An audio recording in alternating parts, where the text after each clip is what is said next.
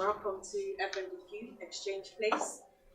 And I would, before I go into introduction of the special guest and the guest of honor, would like to take the opening welcome address by the Chairman, Board of Directors of FMDQ Securities Exchange, represented by the Vice Chairman, Mr.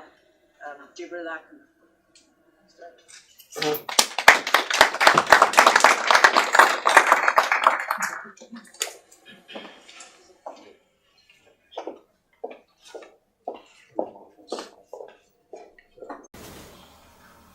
Good morning. His Royal Highness, the Emir of Kano, Muhammad Sanusi II, inaugural chairman of FMDQ, former chairman of FMDQ, Dr. Sarah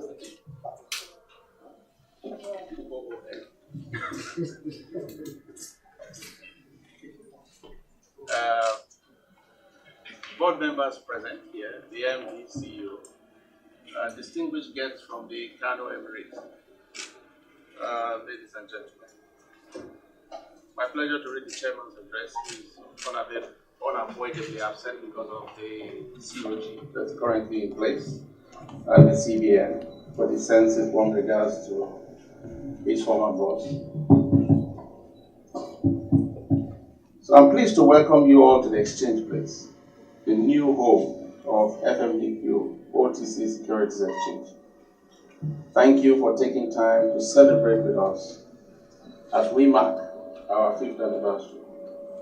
Remarkably, some of you gathered here are the architects, visionaries, and champions of this institution, who after an idea was conceived on how to provide transparency, liquidity, and credibility in the Nigerian financial markets, worked tirelessly to give it shape and structure, defend its potential, painstakingly secure its industry buy-in, process its registration, and generally fashion out what it will grow up to become with nothing more than a hope of success.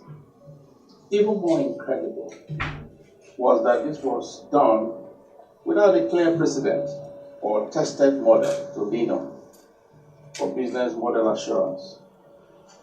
Much appreciation due to the Financial Market Dealers Association, which promoted FMDQ, consultants who researched and developed the case for an OTC exchange, members of the Central Bank Bankers Committee and its subcommittees, which is the Financial Market and Economic Development and Sustainability, who defended the concept of the OTC exchange before the Bankers Committee, who gave the industry approval for the banks to participate and capital-based contribution.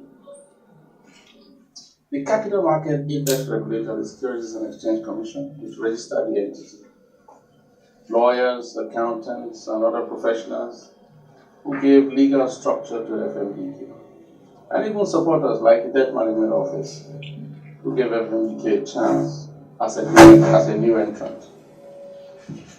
FMDQ was born as a result of your collective fervent effort and made such efforts. The reason for this is simple. FMDQ, since being registered as a market organizer, has made some significant progress in improving the operating environment in its market and much more.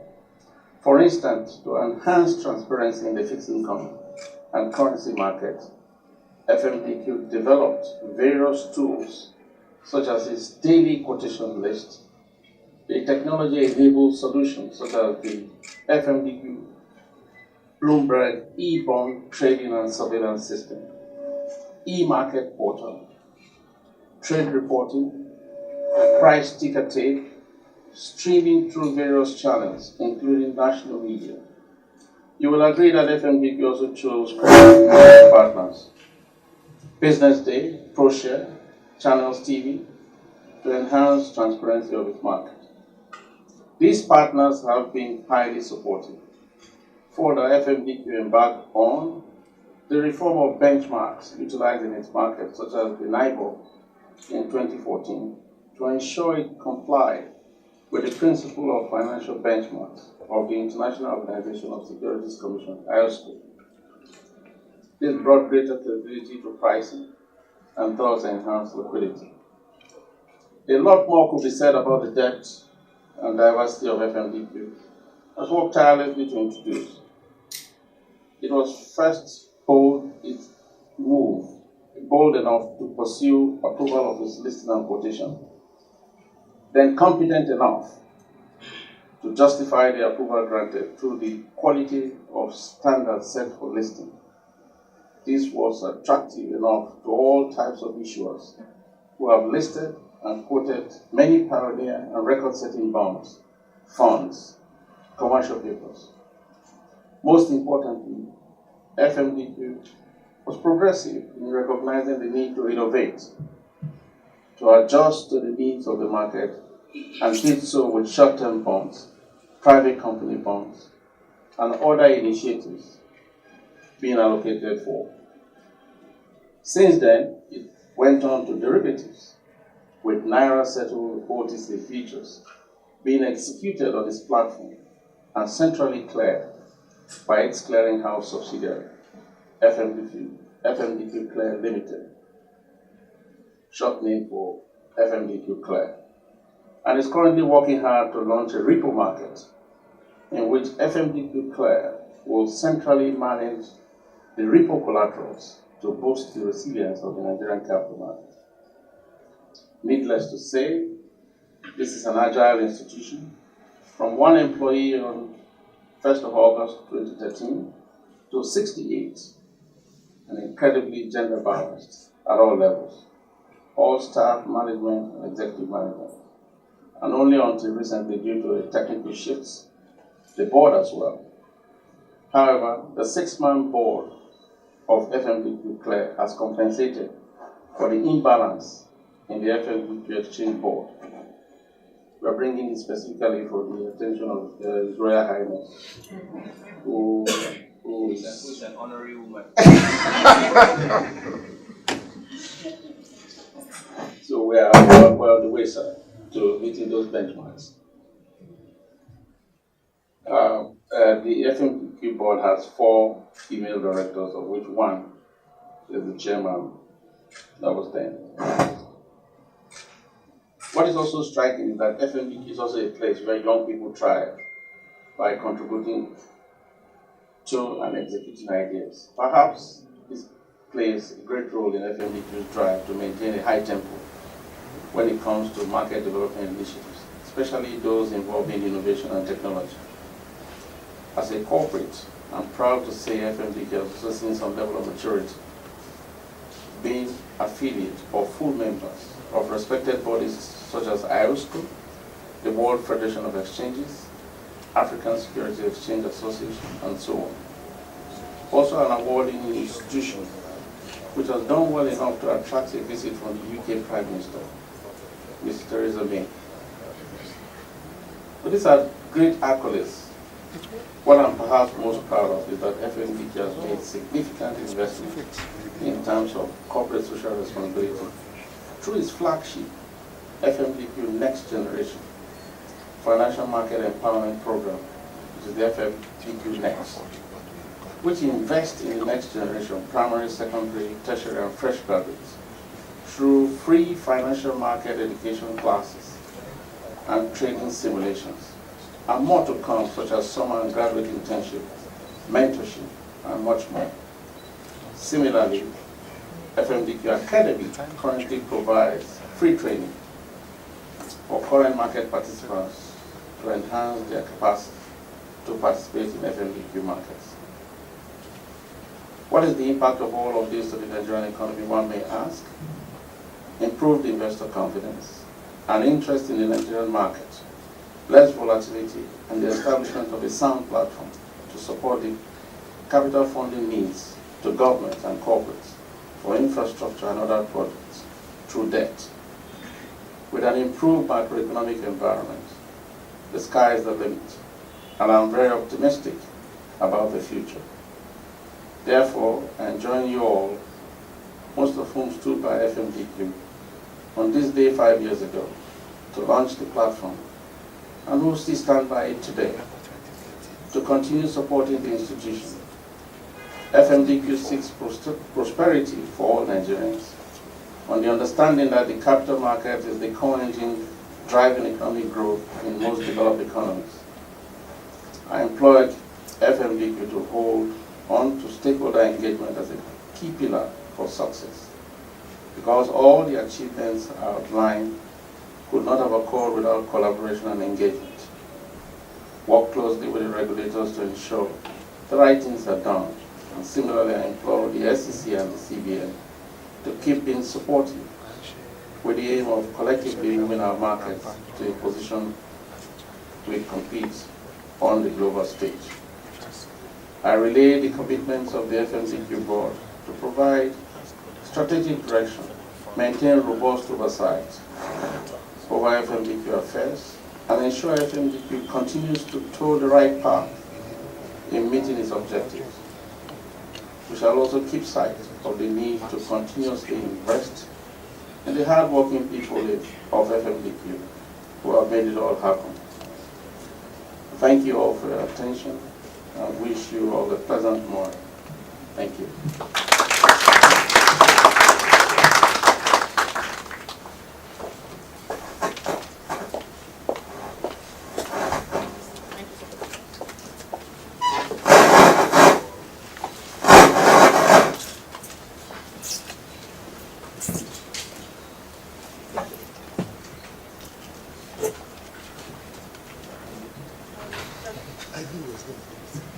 The next thing on the program would be to talk a bit more about why we're here, other than the obvious fact that we're 5 years old today. In looking back through the years, we know and we have seen that a lot of what has happened today was spearheaded by key people, some of who are here. And we wanted to use today to recognize some of those people who have, who were responsible and who were strong proponents for birthing FMDQ 5 years ago, and even beyond 5 years ago, as some of us saw in the archives. We would be recognizing 4 of such people today, as well as a few others who are here. But I'll start with the 4 we will be recognizing. We have a special guest of honor, and His Royal Majesty Muhammad Sanusi II, the second, CON. But permit me, sir, if we can call you SLS today. Thank you, sir. We'll be recognizing him. I will speak more a bit about why we're recognizing them. The second person we'd like to recognize would be Dr. Sarah Alade, who was the chairman of FMDQ between 2014 and 2017. But even before that, she was the deputy governor of economic policy of the Central Bank of Nigeria, and also quite instrumental in birthing FMDQ. So thank you for coming, ma'am. The third person will be Mr. Aiboje Aigimokwede, who was the inaugural chairman of FMDQ. Again, even more than that, he spearheaded the Financial Markets Dealers Association in the quest for something different in the market, and that led to FMDQ. Again, we'll talk more a bit about that. And the fourth person would be Mr. Akinsowo Daodu, who was one of the inaugural board members of FMDQ, but again, he played an instrumental part as the president of the FMDA at the time. So 4 special guests, you're very welcome to Exchange Place. We're very honored to have you here. We have thought about this for a long time, we've thought about how to say thank you for your sacrifice, for your vision, for dreaming, and for getting us to where we are. We can never acknowledge the efforts and the successes that we've had so far without looking back to what you had done and what you're still doing in so many other ways in supporting us. So thank you very much and welcome to FMDQ again. When we get to that segment, I'll speak more about some of the other people we want to acknowledge today. But just highlights, we've looked at 3 categories of people. We've looked at the architects, those that were instrumental in the dream, putting together and doing all the legwork in putting together FMDQ. We have the regulatory visionaries who licensed FMDQ, who supported FMDQ's dream from both the central bank and the SEC. And then we have what we've called the champions, and those who have somewhat behind the scenes gotten FMDQ to where it's going. All the work that happened pre the launch of FMDQ was done by a set of people, and I want to acknowledge them as well. And we call this throwback chat, where we would have 2 of the special guests today, whom we're honoring, sort of talk to us with an anchor about how, about the journey from their own perspective 5 years ago. Will please set up for that quickly. This will be anchored by Mr. Akinsowo Daudu, who was present at the time, and the 2 participants would be Mr. Aiboji Aikimokwede and Dr. Sarah Lade, and they'll just talk to us informally about the 5 years ago and what happened, and whatever questions Mr. Daudu chooses to ask at this time. Thank you. So, Dr. Lade, you came to be chairman subsequently. Slightly interesting story about how that came about. You were something of a compromise candidate, I gather. Any thoughts about that process? Because you succeeded Mr. Aikimokwede as the chairman. Let me talk about our share, the amount of money. Because we have to start from there. And His Highness is here. Yes. As at that time, it had to be 100 billion. And he insisted it should be grants. And I said it can't be grants. Because if you give it as grants, and this organization takes up, for one thing, the impact, because we can't even imagine what the impact was going to be of monetary policy. So we wanted to have visibility. If we give it as grant, and this organization takes off and have a life of its own, and then it turns out to be doing something. I remember we had just come out of reform, banking sector reform, a lot of transactions, the CPs and all those dead bodies that you guys had. We were still a bit jittery. We didn't know what was going to happen. So when it came on, and then we decided, look, banks can then have shares, just the NIPS model, so that we have, and the governor then agreed. And there was a lot of infighting among bank MDs on who would be chair, who wouldn't be this. And then we came back and said, look, it's even good that DG policy will then chair with you. So that's immediately solved a lot of problems. No MD can look at you and say, look, you can't be chairman, or it's my turn. Then secondly, it gave central bank visibility on what they were doing. And that's that initial stage, the initial days when we were, going through these uncharted waters, it was necessary that we have that comfort for monetary policy and for whatever we do in the central bank.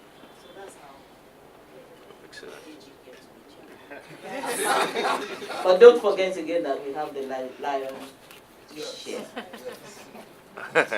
We could never forget that, man. Even if we tried. No, but that's a very succinct summary of how that came to be. So, you had a vision initially about this organization, Chairman, and here we are 5 years on. Where do you think, from a progress standpoint, where do you think we are relative to what you must have envisioned? Where do you think we are going to go to? What do you think we need to do to pick up? When you walked in here this morning, I'm going to put you on the spot a bit. You made a comment that I won't quote, but it's also within the context of that comment that I want you to answer. Okay, I won't quote myself either. But I think the first thing was that there was a big question as to the fact that there was nothing like this that existed in Africa. And could we find a model that existed in the world that we could leverage off? And we looked and looked and looked, and we couldn't find an exact model. So we knew that this had to be a unique platform that was being created in terms of our own unique opportunities and needs, so to speak, as a country. To my mind, certainly the whole idea was to use FMDQ as a platform to elevate the Nigerian financial markets and to elevate it to global standards. So the first issue for me, if you recall, Akin and Coco and everybody else, that this thing will be done at world-class standards. There's no no compromise around anything. The people have to be world-class, technology has to be world-class, branding has to be world-class, business practices and systems have to be world-class. In that regard, I have to say that the board, because we can't just allow management just take all the glory, but the board, but Coco and his team have done a marvelous job. Congratulations, very well done. And there's been no compromise on that world-class vision. Now, so much has happened, and so much happened in the context of a reform-minded system. A reform-minded system that came actually from the regulator. If the regulator hadn't seen this opportunity, hadn't understood what could happen, the whole idea was dead in the water. And I recall that I had a mandate to sell this idea to the central bank. And I went to see the then governor, His Royal Highness now, and he listened to me and he said, well, fine, I understand, but if you can convince Sarah, then you can convince Sarah. So I went back to the guys, the team, and Jibril said, no, they can't have any show. Go and see. So I went back and I had this chat with Dr. Alade, and 2 hours of me parrying. She said, land now. This morning he asked me, what is this? I said, grant. She said, grant. It's not happening. And I understood clearly why, because for FMDQ to have the type of support it needed to take off in the manner it has, the regulator had to play no longer a regulator role, had to actually play the role of market developer. And it's almost impossible for a regulator to create this or to be part of this platform that basically is going to affect liquidity of the market, is going to affect stability of the market. It is a completely new contraption, and then just allow bankers to run riot with it. They had to somehow play a stabilizing role and be able to pull us back if things were going in the wrong direction. And so it's completely understood that even though we didn't want them as shareholders, they really had to be in a sense. But beyond that, let me tell you something about Dr. Alade. There was a day I had to do a trade, or we had to do a trade as an institution. And this was a trade on an instrument that had never been market traded before in Nigeria. And I spoke to the governor about this trade, and he said, well, talk to financial markets, and economic policy, which was Dr. Alade, and I spoke to him, and I thought that, okay, we would do the trade with the dealing role. And Dr. Alade said, no, come and negotiate that trade with me. I said, okay, fine, fine, no problem. So I prepared myself. I told the treasurer and the team, yeah, let's go through the various discounts. And I had the most awful negotiation of my life. She displayed everything you could imagine that an adept, skilled market player, has. So the great thing about FMDQ is that we came in at a time when in the central bank were practitioners that were at world-class level. And I believe it's still the case. So if that wasn't the case, let me not kid you, I'm not sure that a lot of the progress that we have recorded up to this point in time would have been.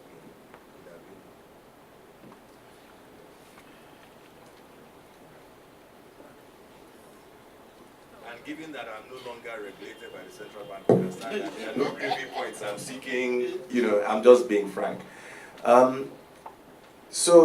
But let me say that, all that being said, okay, everywhere I look, there is opportunity for FMDQ. Everywhere I look.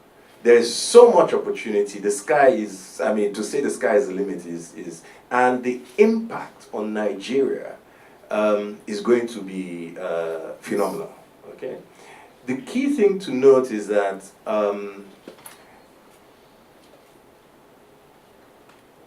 in a sense, we have to become courageous again. We have to become very forward-looking again. We have to be prepared to shift the needle again.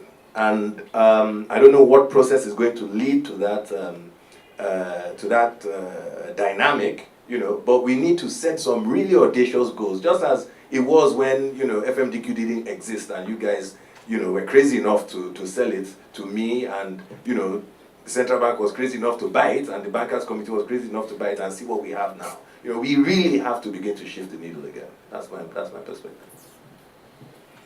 Thank you, and I think I agree with you. And your point about the regulatory environment is also very important, because at the time there are so many initiatives in the market, the reform of the payment systems, the revamping of NIBs, all those things happened, and they really changed the landscape, and in a way we got some inspiration from that as well, that this was an opportunity to reshape the way the markets work, and that we should not miss the opportunity. And so really a lot of kudos goes to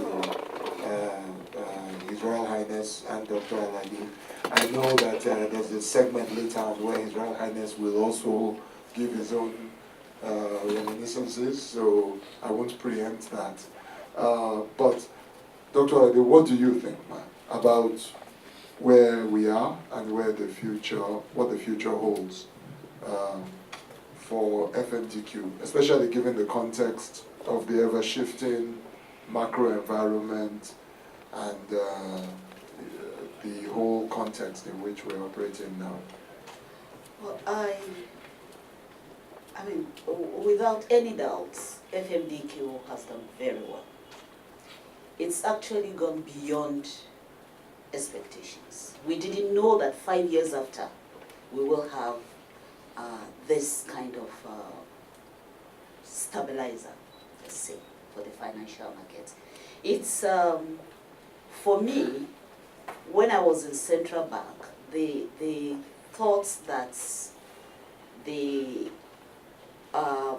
FMDQ has brought into the market a lot of transparency.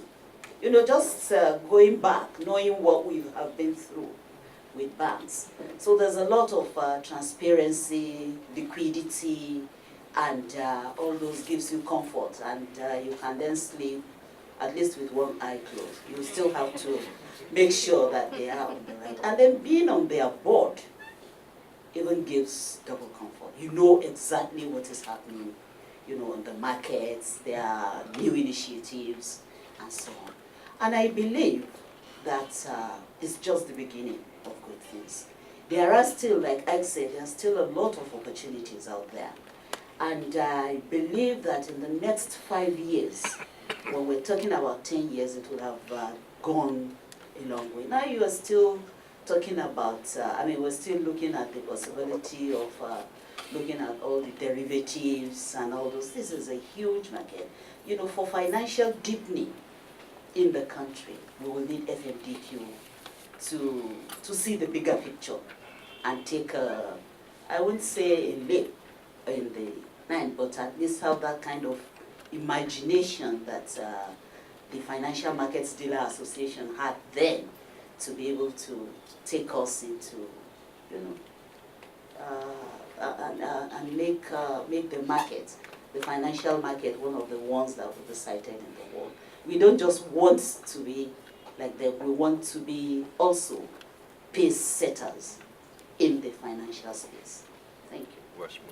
Thank you very much, ma'am. And just remembering as we're talking that really FMDQ was also situated within the FSS 2020 goals as being very consistent with achieving the objectives for market infrastructure at the time. So there was a broader context in terms of the vision. And I like the word you used about transparency, because I think that has historically been an issue or a criticism of what goes on in our markets from outside.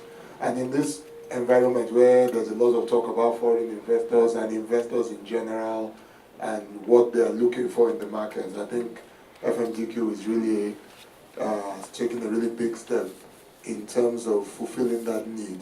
I guess the challenge is also to let that permeate everywhere in terms of making the market clearer. So, in conclusion, I think I would just like each of you to say,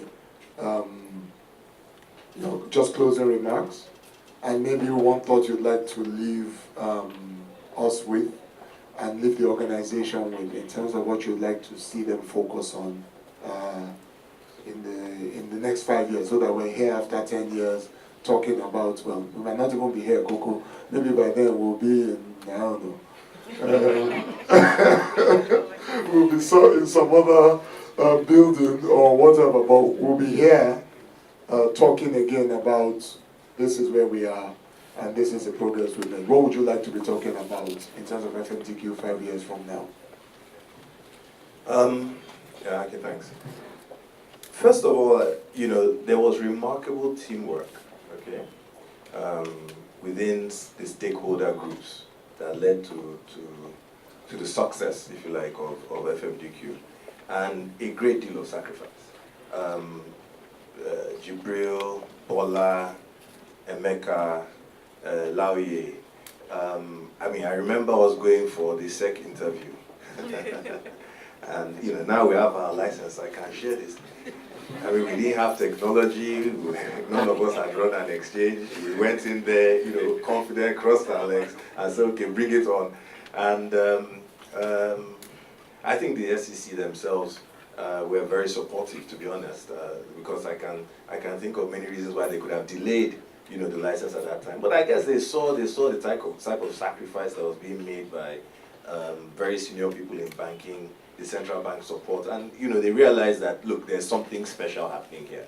And I hope that culture that birthed this institution, and that certainly, when I handed over as chair to Dr. Aladi, it was clear that it was there, and I do believe that when she handed over it, but it has to really sit into the foundations of the organization.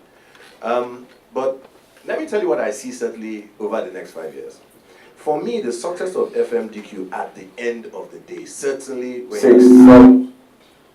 when you're looking at the perspective of the debt market, has to be addressing the issue of the gap.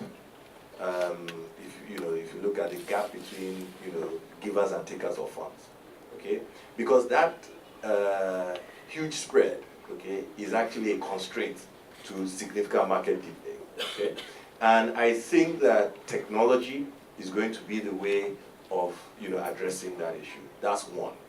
The second is this: that if you go to most advanced markets, when they say I want to go to a bank, okay, yes, you have the commercial retail deposit money bank model, okay, but usually what they're actually talking about are the type of operators on platforms like FMDQ, who issue securities and who provide liquidity in the markets, because that is how bridges are built and how mortgages are served, and that is the real deepening.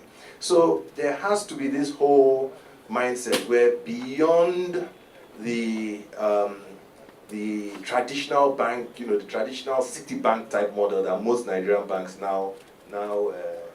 okay, that most Nigerian banks are perfected for our market, okay? The idea of, institution,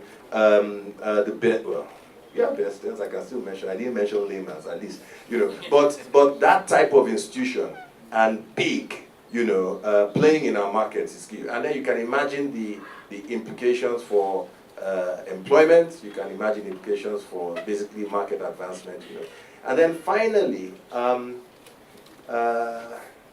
given that I've experienced another SRO, which was also a mutual form, and most SROs start in mutual form, the truth of the matter is that for FMDQ to truly come of age, it's going to have to be mutualized. I can tell you that for free. And at some point in time, okay, if I'm still on the FMDA board of trustees, the FMDA as well as the central bank are going to have to think through that. Because that's a discussion for another day. But those are my parting thoughts. But Coco, congratulations to the entire team. I just say to you guys, way to go. And in 5 or 10 years' time, when you're in your 50-story building somewhere, I hope we'll be invited to share here. Thank you. Congrats.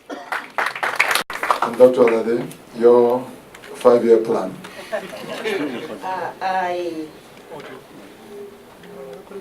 I would like to see them play more role in financial deepening generally, like I had said.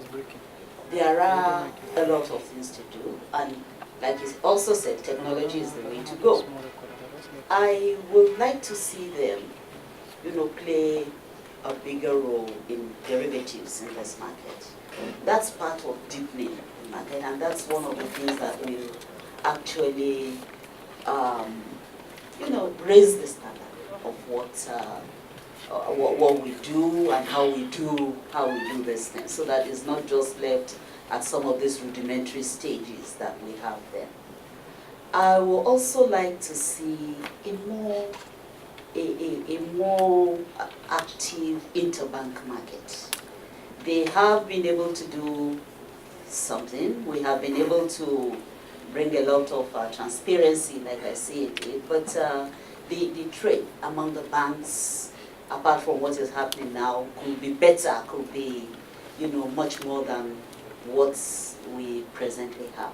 So I know that there will be other things which we cannot think of right now, but if financial deepening is also a goal, then there will be many opportunities that FMDQ can tap into. And we hope that the regulators will also be able to lean on them and say this area that has given us a problem. Repo, for instance, and I did hear you mention repo.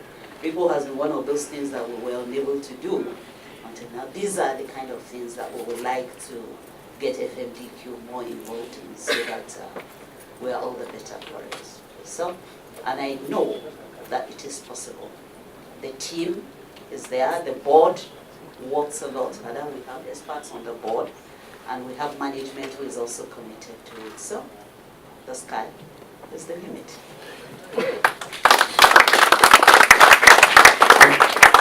Thank you very much, Dr. Olade. I would just say, for me, that the point you made about financial deepening and that I made about financial deepening is very key. I think the key part of that is also to give FMDQ the kind of profile or recognition that it deserves because of the volume of transactions it does and how important it is in the financial market architecture. There are other exchanges in the market who have a far higher public profile, but really don't have the turnover or the impact. So the idea has to be for FMDQ to sort of take a commensurate place in the public square that its size and scale deserve. And one way to do that is through financial deepening and through products that ultimately get to people out there who can then interact with the exchange as individuals. I'd like to thank my two fellow reminiscers, I think the quality of the reminiscence has been excellent. So we've set a moderate bar for Wura and His Royal Highness to clear easily, I'm sure. Thank you, everybody.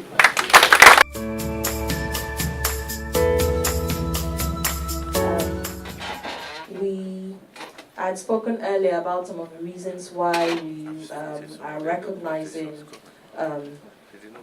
particularly this four, and then we'll speak further about the other awardees. As I had mentioned before, he was the president of the Financial Markets Dealers Association at the time when FMDQ initiative was being discussed. As we heard here, in fact, he was one of the ones who put it forward, so thank you for that. And we consider Mr. Daudu one of FMDQ's pioneer architects, FMDQ's avid promoter, and he also served on the inaugural board of FMDQ. Thank you very much for pushing and for making this happen. We appreciate you and would like to present you with an award as an architect in the FMDQ's market. Photographers.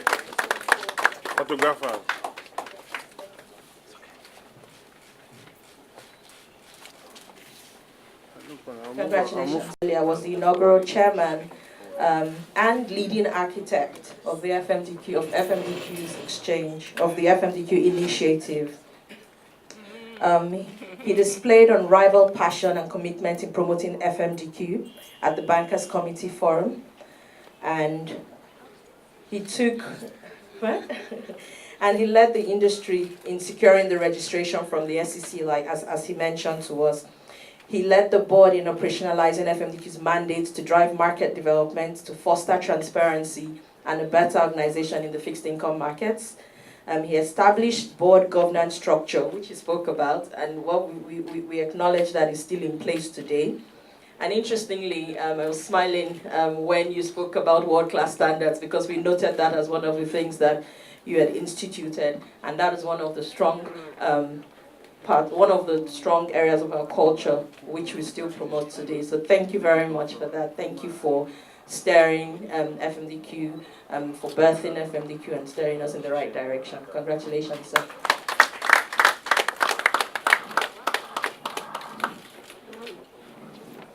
Thank you, sir.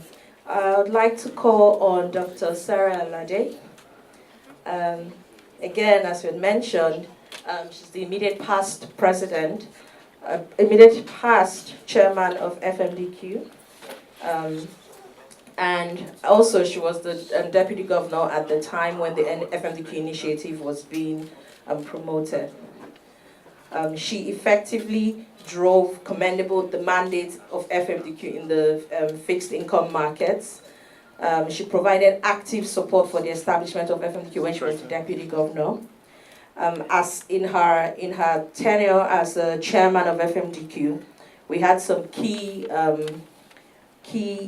we recorded some key initiatives like the commercial paper quotations, the pioneer listing of the federal government bonds and treasury bills, the launch of the OTCFX futures, the launch of FMDQ Academy, launch of FMDQ Debt Capital Market Developments Project, the pioneer listing of the Eurobond for the federal government, and introduction of NAFEX, amongst others. We would like to thank Dr. Alade for all her sacrifice and all her and the leadership that she has given FMDQ over the period. Thank you very much, ma'am. Congratulations.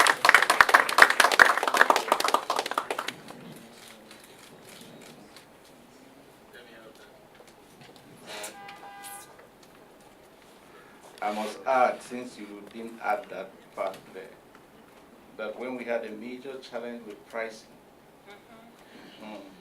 the banks, we were almost having a civil war until she put her iron foot down. And that was what gave us the way out. Coco would be struggling today if she hadn't resolved the pricing. Thank you, madam, for that. Thank you, sir. And for this segment, I would like to also recognize our special guest of honor, who I'm sure from everything that we've heard, we can understand why we're recognizing him as one of the regulatory visionaries who granted approval for the establishment of FMDQ during his tenure as the CBN governor. This decision has, I'm sure as we all know, changed the landscape of Nigerian financial markets, and we're grateful for that. His firm stance as regards capital contributions and the self-regulatory functions of FMDQ were crucial in the delivery of FMDQ's mandate. His strength and integrity as a leader has ensured that FMDQ was given regulatory support over and above what was required to ensure that he carried out his mandate and secure sustainable existence. Would like to recognize His Royal Majesty Mohammed Sanusi II. Would like to thank you for your vision and for seeing much further than a lot of people could see at the time in supporting FMDQ. Thank you very much, Your Majesty. Congratulations, sir. Thank you.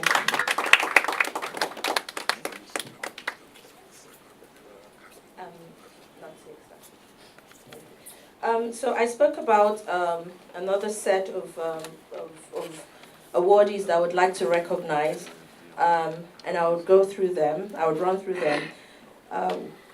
When we heard everyone speak today, we had a recurring name, the Financial Markets Dealers Association, and obviously that's where FMDQ was really birthed from. From the individuals who drove it to the association who has carried it over the period, who carried the dream over the period, we acknowledge that the association has played a significant role in FMDQ's history. FMDQ was conceived and promoted by the association. The initial approval to go ahead with the concept was indeed obtained from the board of FMDA, from the board of trustees, and they carried out all the engagements with the consultant on the development of the plan and operationalization of FMDQ. The board of trustees have shown, and the governing council of FMDQ have indeed shown courage, enterprise, and they have indeed sacrificed in ensuring that FMDQ got to where it is today. Would like to thank FMDA and would like to recognize them for this.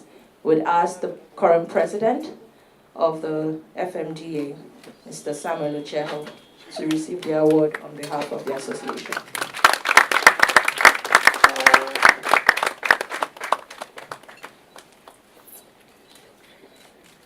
Congratulations.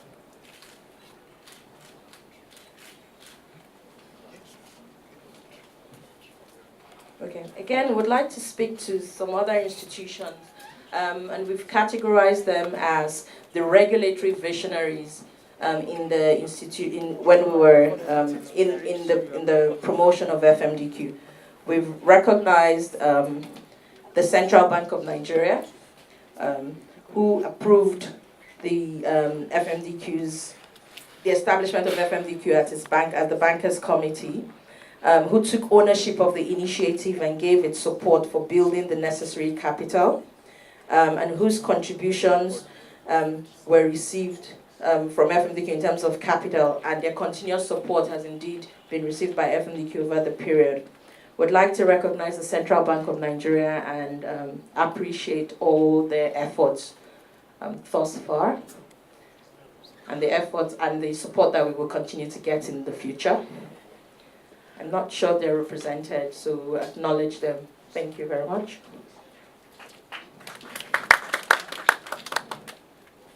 We would also like to recognize the Securities and Exchange Commission, of course, for approving the registration of FMDQ, for the foresight and collaborative spirit that they have readily provided to FMDQ's initiatives.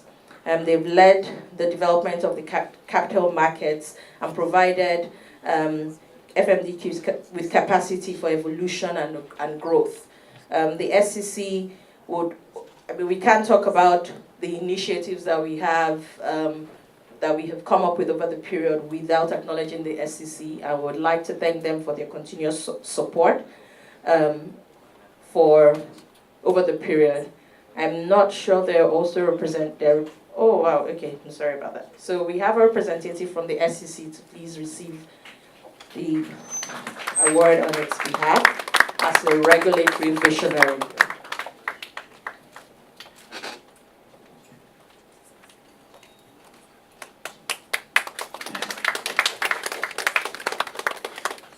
Congratulations.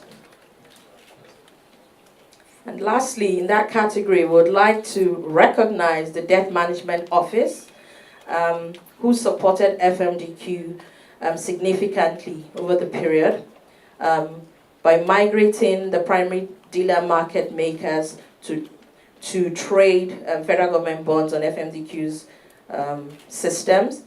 Again, for listing the FMDQ's FGN securities on FMDQ. The FGN bonds, and even the treasury bills in an unprecedented form. FMDQ's growth would not have been as impactful without the support of the DMO throughout all the decisions that have been made over the period. I would like to acknowledge the Debt Management Office with an award. If we have any representative currently in the Debt Management Office now.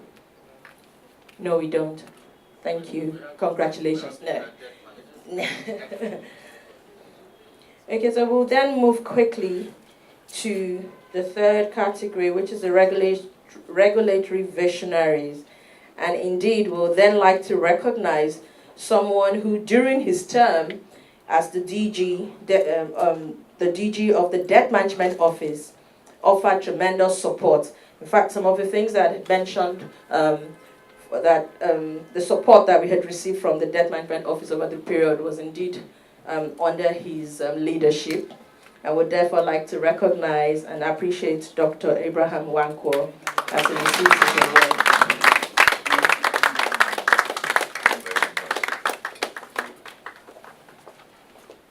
Congratulations, sir, and thank you.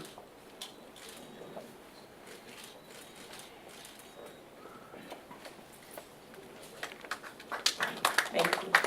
And lastly, we would like to recognize a category which we call the Champions of FMDQ Initiative. And they played a significant role at the time when FMDQ was conceived, doing a lot of the back work in putting together the paperwork and the all the necessary engagements with the SEC and other regulators and other stakeholders over the period. We have 3 in this category who worked tirelessly with FMDQ at the time and have continued to work with FMDQ until date. Would like to recognize Management Transformation Limited. I would like to call Dr. Wura Abiola, the MCO, to accept the award.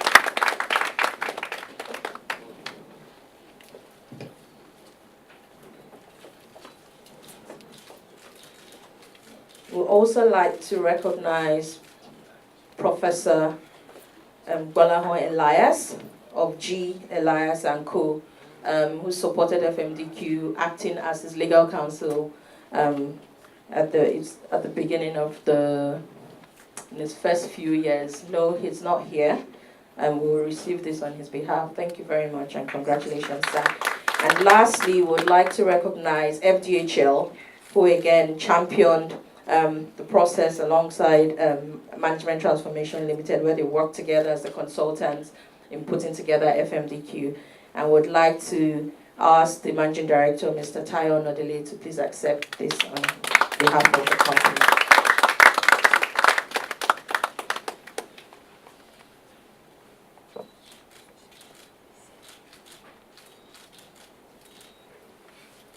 Thank you very much, and congratulations to all the awardees.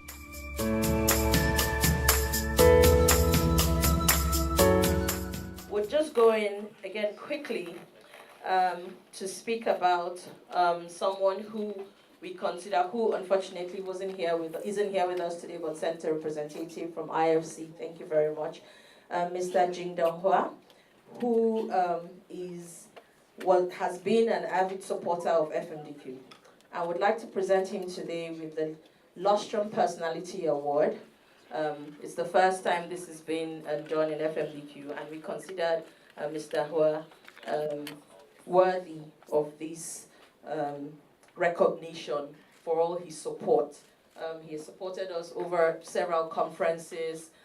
He has visited us at the exchange. He's supported our initiatives even from the IFC perspective, and he's one who indeed is a driver of change in the financial markets in Nigeria, and a partner. Mr. Jingdong Hua would like to present to him, and that's when he visited the exchange, would like to present to him an award as the Lustrum Personality for FMDQ for 2018. Would like to ask Mr. Andrew Cross to please pick up the award on his behalf, and I would like to ask Mr. Onodili to please present this to Mr. Cross on behalf to Mr. Jingdong on behalf of Mr. Cross on behalf of Mr. Jingdong.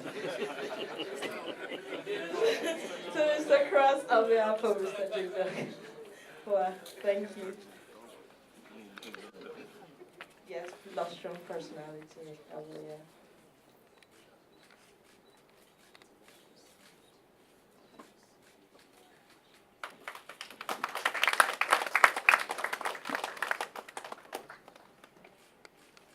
Thank you, and good afternoon to everybody. If I can recognize the invitation of FMDQ to speak, if I can acknowledge His Royal Highness, the Emir of Kano, or may I call you SLS now to take the opportunity. Can I acknowledge the board members, distinguished guests, distinguished ladies and gentlemen, and I hope I have all the protocols will be accepted. It's a term I've learnt this morning, and so I'm hoping that you'll allow me that. I'm always a little intimidated when somebody says, speak briefly, because I have substantial comments from my boss, Jingdong Hua, and so I would like it reported back that I did deliver his extensive speeches. So, but maybe you'll allow me an edited version. I'm also absolutely delighted to be here, and I must admit a completely selfish reason. I realize that cocoa is a bit of a good luck charm. So let me explain that to you. If you look at the SEC chairperson at the time, Aruma Ote, you'll notice that after the SEC, she went on to become the World Bank Group Treasurer. If you look at Jingdong Hua, his association with cocoa, he has just been appointed the World Bank Group Treasurer. And if you look at Andrew Cross,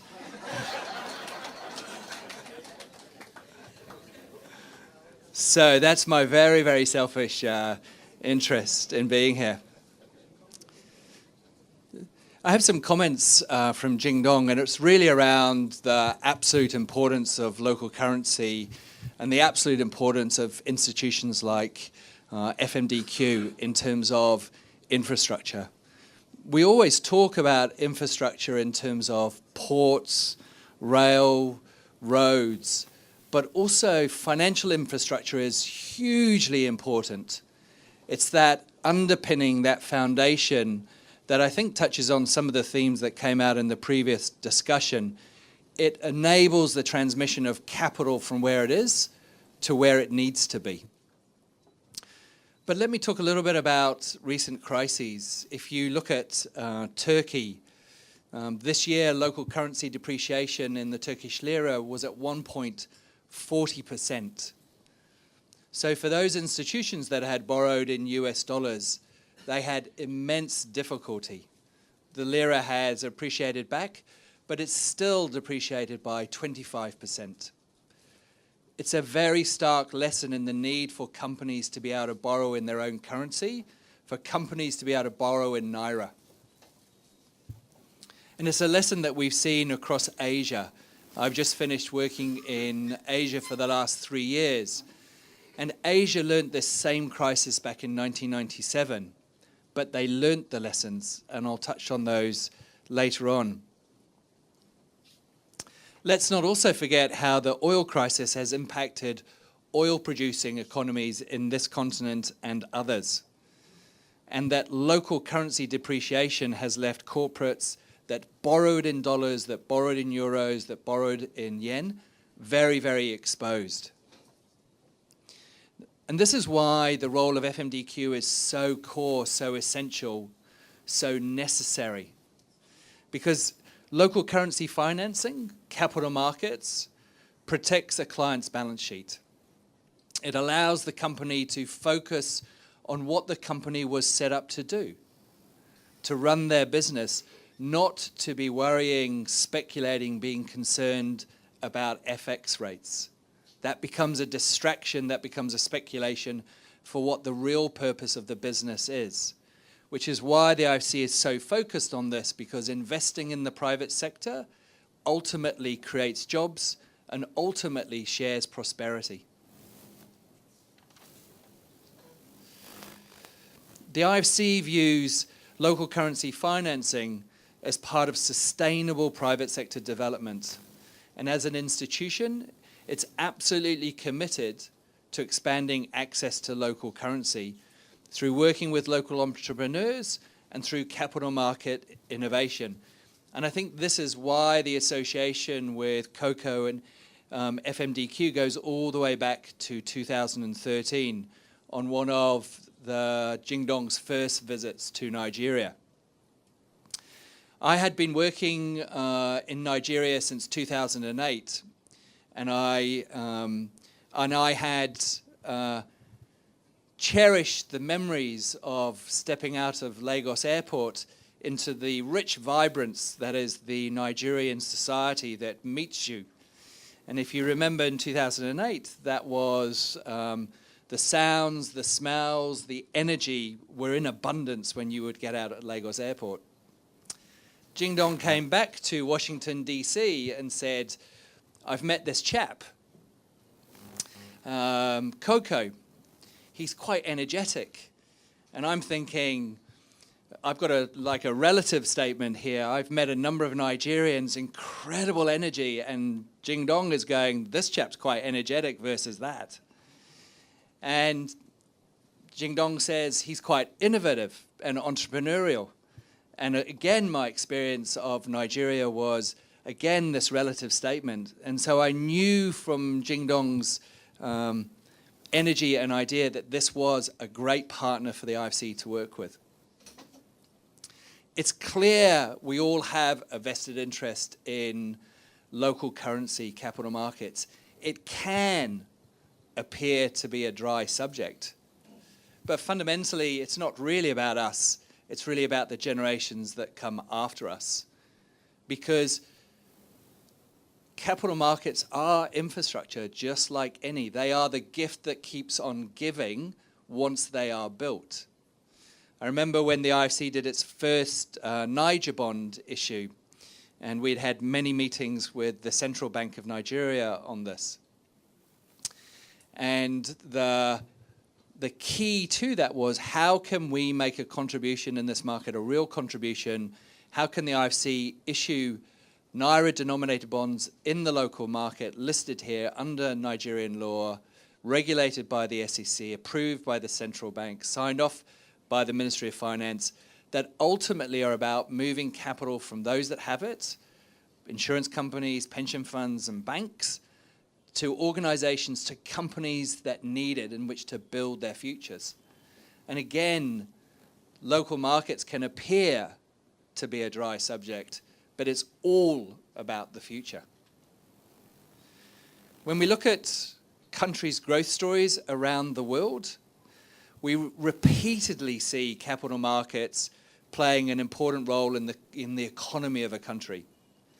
Apart from one or two oil-producing countries in the Middle East, there is not a single country that has achieved economic prosperity at the OECD level without a deep, liquid, functioning capital markets. And you'll notice I'm sort of picking up aspects of gold that I think are so relevant: the global competitiveness, the liquidity, the diversity that's so important in capital markets. And as a tagline for FMDQ, it's clearly vital. If you think about Asia in '97, there is that saying, don't waste a crisis. And in 1997, if you looked at Korea, Taiwan, Thailand, and so on, all of them suffered immense damages to their economy due to depreciation. But what did they learn? So if you look at the corporate bond market in Korea, as a percentage of its GDP in 1997, it was 0%. Now it's 128%. Korean companies fund themselves in their own currency. If you look at Singapore's market, 12% in 1997, 83% now. If you look at Japan, 24% in 1997, 211%. One of Jingdong's favorite comments is that if you look at the US, if you look at Europe, if you look at the UK, one of the keys to their success is they fund themselves in their own currency. They invest in themselves. They channel savings from institutions that have it to companies that need it to create jobs, to share prosperity. Capital markets is not a dry subject. It is about the future. And the trajectory of FMDQ in 5 years is amazing. I have 2 children. I have 2 daughters. I remember what I was told was the first 5 years in their development is key. And this was resonating in my mind as we celebrate the completion of the first 5 years of FMDQ. I just got a very subtle nod there that I've been talking for too long. Remember, you are telling Jingdong Hua that I delivered his speech. You'll see I've quickly turned to the last page. If I can leave you with 2 messages, though, about the IFC, our operations, our belief is that capital markets are not a luxury. They are an absolute necessity. And if I look at the slogan for FMDQ, an institution that IFC has been associated with, that Jingdong is proudly associated with Coco as a friend and has charted that growth. If I can say one thing, I notice it says tiny footsteps, lasting strides. What about great leaps? Thank you all very much.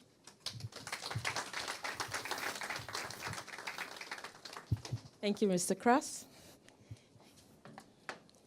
And that subtle nod was sort of between me and you, but it's all out now. We will like to just play a quick video from Mr. Hua, who sent us a video on, since he wasn't able to be here. It's a short one. We'll just quickly.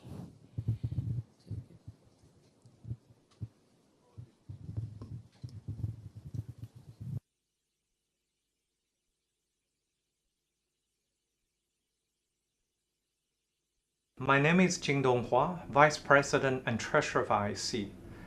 Warm congratulations on this historic milestone for FMDQ and a very happy 5th birthday. On behalf of IC, I have the great honor and gratitude of accepting your lustrum award. I'm very humbled and yet feel happy to play a small part in FMDQ's journey so far. I'm very sorry that due to unforeseen circumstances, I'm unable to be with you in Lagos today. But you're hearing from IC Deputy Treasurer Andrew Cross, who, like me, has a great passion for building capital markets to crowd in the billions and trillions of finance needed to create a vibrant private sector in Nigeria and across Africa. I first met Coco back in 2013 when he came up with this inspired idea of creating FMDQ OTC Securities Exchange in Nigeria. Coco asked me if there are similar journeys traveled by other countries.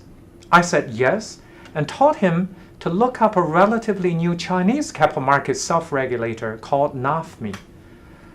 Coco did, and as people say, the rest is history. I'm happy that from that point on, I was able to witness an amazing journey FMDQ has traveled.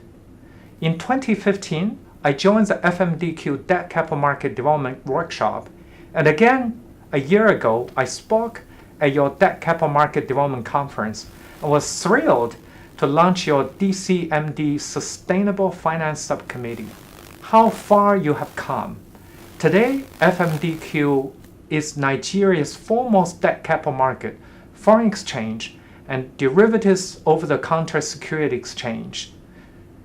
Strategically help to transform Nigeria's financial market through its gold agenda: global competitive operational excellence, liquidity, and diversity. Nigeria is already one of the most dynamic emerging market economies in Africa and an engine room of reform and innovation. Nigeria is blessed with a large, youthful population, an expanding middle class, and a fast-developing domestic capital market and growing international investor appetite. To achieve its economic and social development goals and aspirations for critical sectors, Nigeria, like many East Asian nations and the United States before it, needs to build a comprehensive debt capital market which should rival the size of Nigeria's GDP, not a fraction of it. Deep and liquid capital markets are the most effective way to build and connect savings to allocate financial resources efficiently in the economy. In Nigeria, the corporate bond market as a proportion of GDP is still in the single digit, but it does not need to stay there. There is great scope to evolve. Encouragingly, Nigeria's market infrastructure and regulatory framework is already in place, and FMDQ is at the heart of that process. While the global economic landscape and financial markets remain challenging and uncertain, it was high time we came together to focus on what can be done to achieve this urgent goal.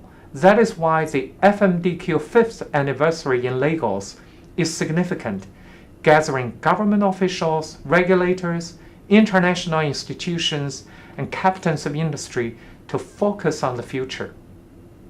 Thanks to FMDQ and Coco's leadership, you will season the momentum, and ISC is proud to partner with you.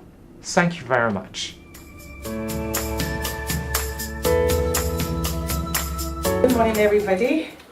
I start you down by resting on existing protocol, except that it's going to be my pleasure to tell a story first before calling on His Royal Highness.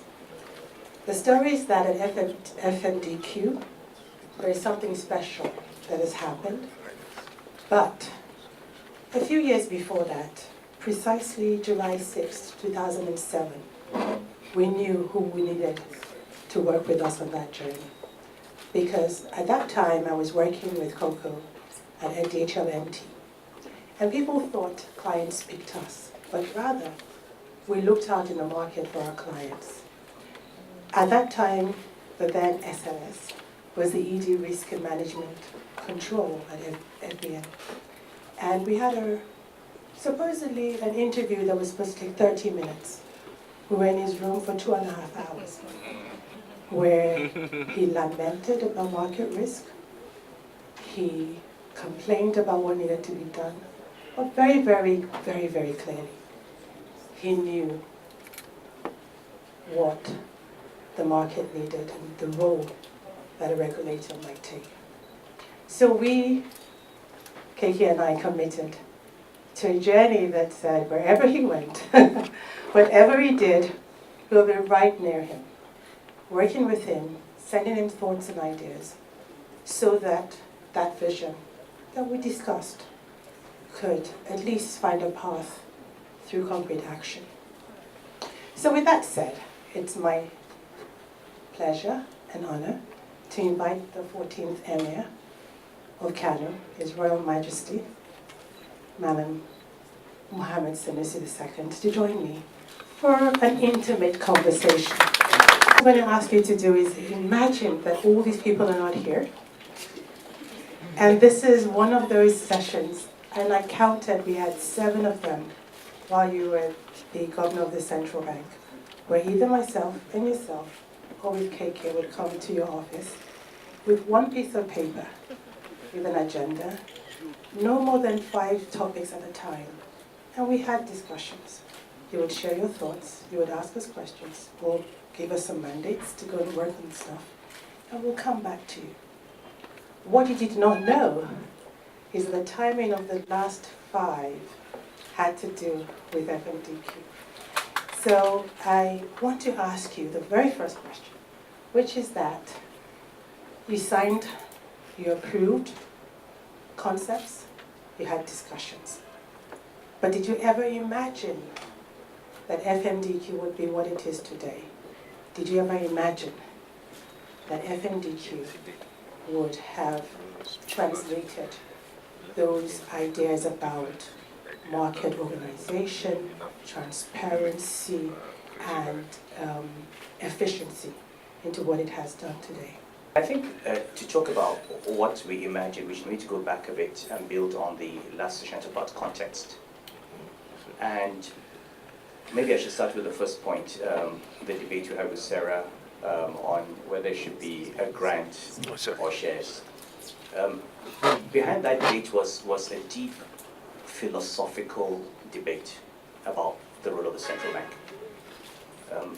For me, my primary vision as governor was to build a totally independent central bank. And that independence had to be independence from political authorities, independence from operators, independence from the press, and basically just do what you have to and be a regulator. And the thought of being a business partner to banks didn't appeal to me. Now for Sarah, who had been in the central bank much longer and who had seen enough crooks and rogues and, and all the bank industry, her major fear was she did not trust bankers to be just allowed to run away with this.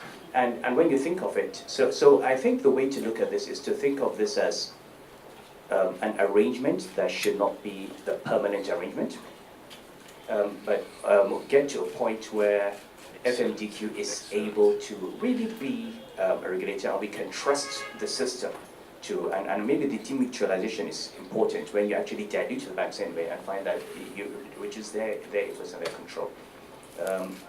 Because there are a number of risks when you're at that level, and especially when you deal with foreign exchange markets, when you deal with government securities, there could be a time when the interests of the central bank conflicts with the interests of the market, or we're trying to, correct. And this institution could be a vehicle sometimes for pursuing a direction that is in total dissonance with the main objectives of the transparency of FMDQ. So that's one. The second thing I'd like to say is this whole thing, for me, going back to 2009, remember we were in the middle of financial crisis. And our very first bankers committee retreat in 2009 was in Enugu. And when we had that retreat, it was all doom and gloom. We had external examination, we had taken over some banks, we had not yet set up AMCON, some bank chief executives were with EFCC. It looked like the entire world had come to an end. I remember what I said at that time was, look, I know this feels like hell. I know we feel that everything has come to an end, but this will be over. And what we're going to do now, in this hour of darkness, is to start planting the seeds for what we want to see as the new financial system that were built on the ashes of this one that has crumbled. And I think it's important because a lot of these things came out of a process, and understanding that process, and maybe now I've left, Sarah has left, Tunde has left, there may be a problem with institutional memory. And I think if we remember, if we bear in mind that process and what it has produced, it would be very good for the central bank to deal with those processes.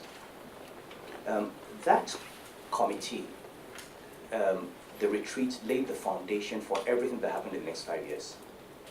Instead of just the committee of governors sitting down and taking decisions, we had all the 24 bank CEOs and the entire staff effectively putting heads together on where we would go.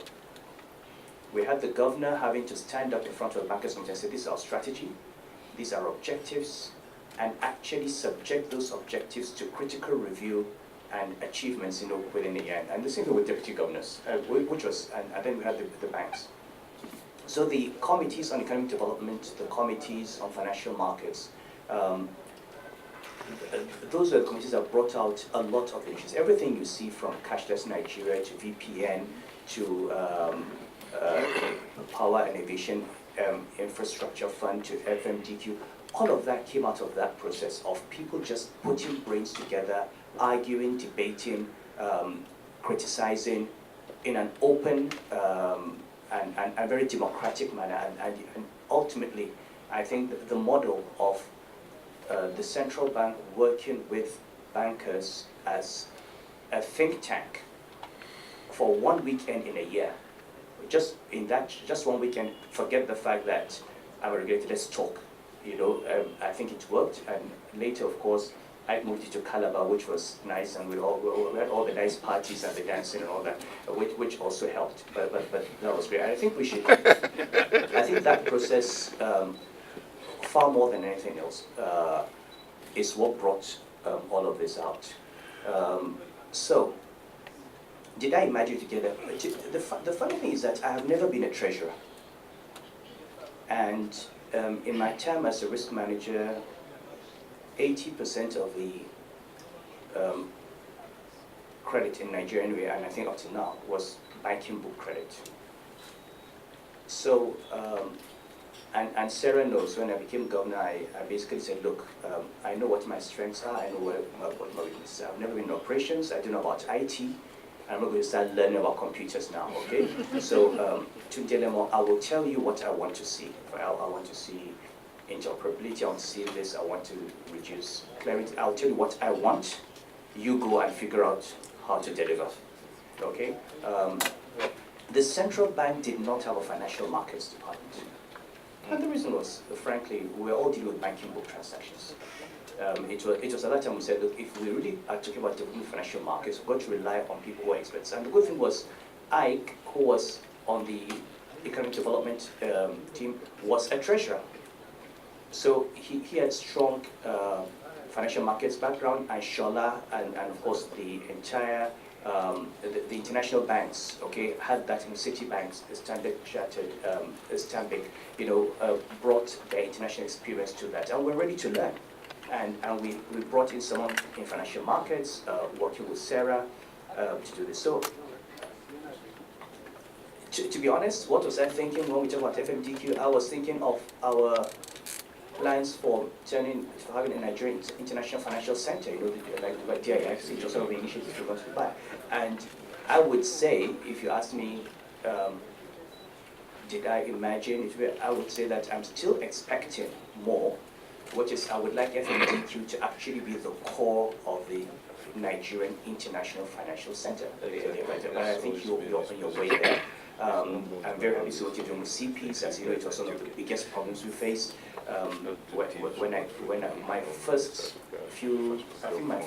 real circular in CBN was on CPs, and someone forwarded me an email. One banker sent in the circular and said, "The bastard,"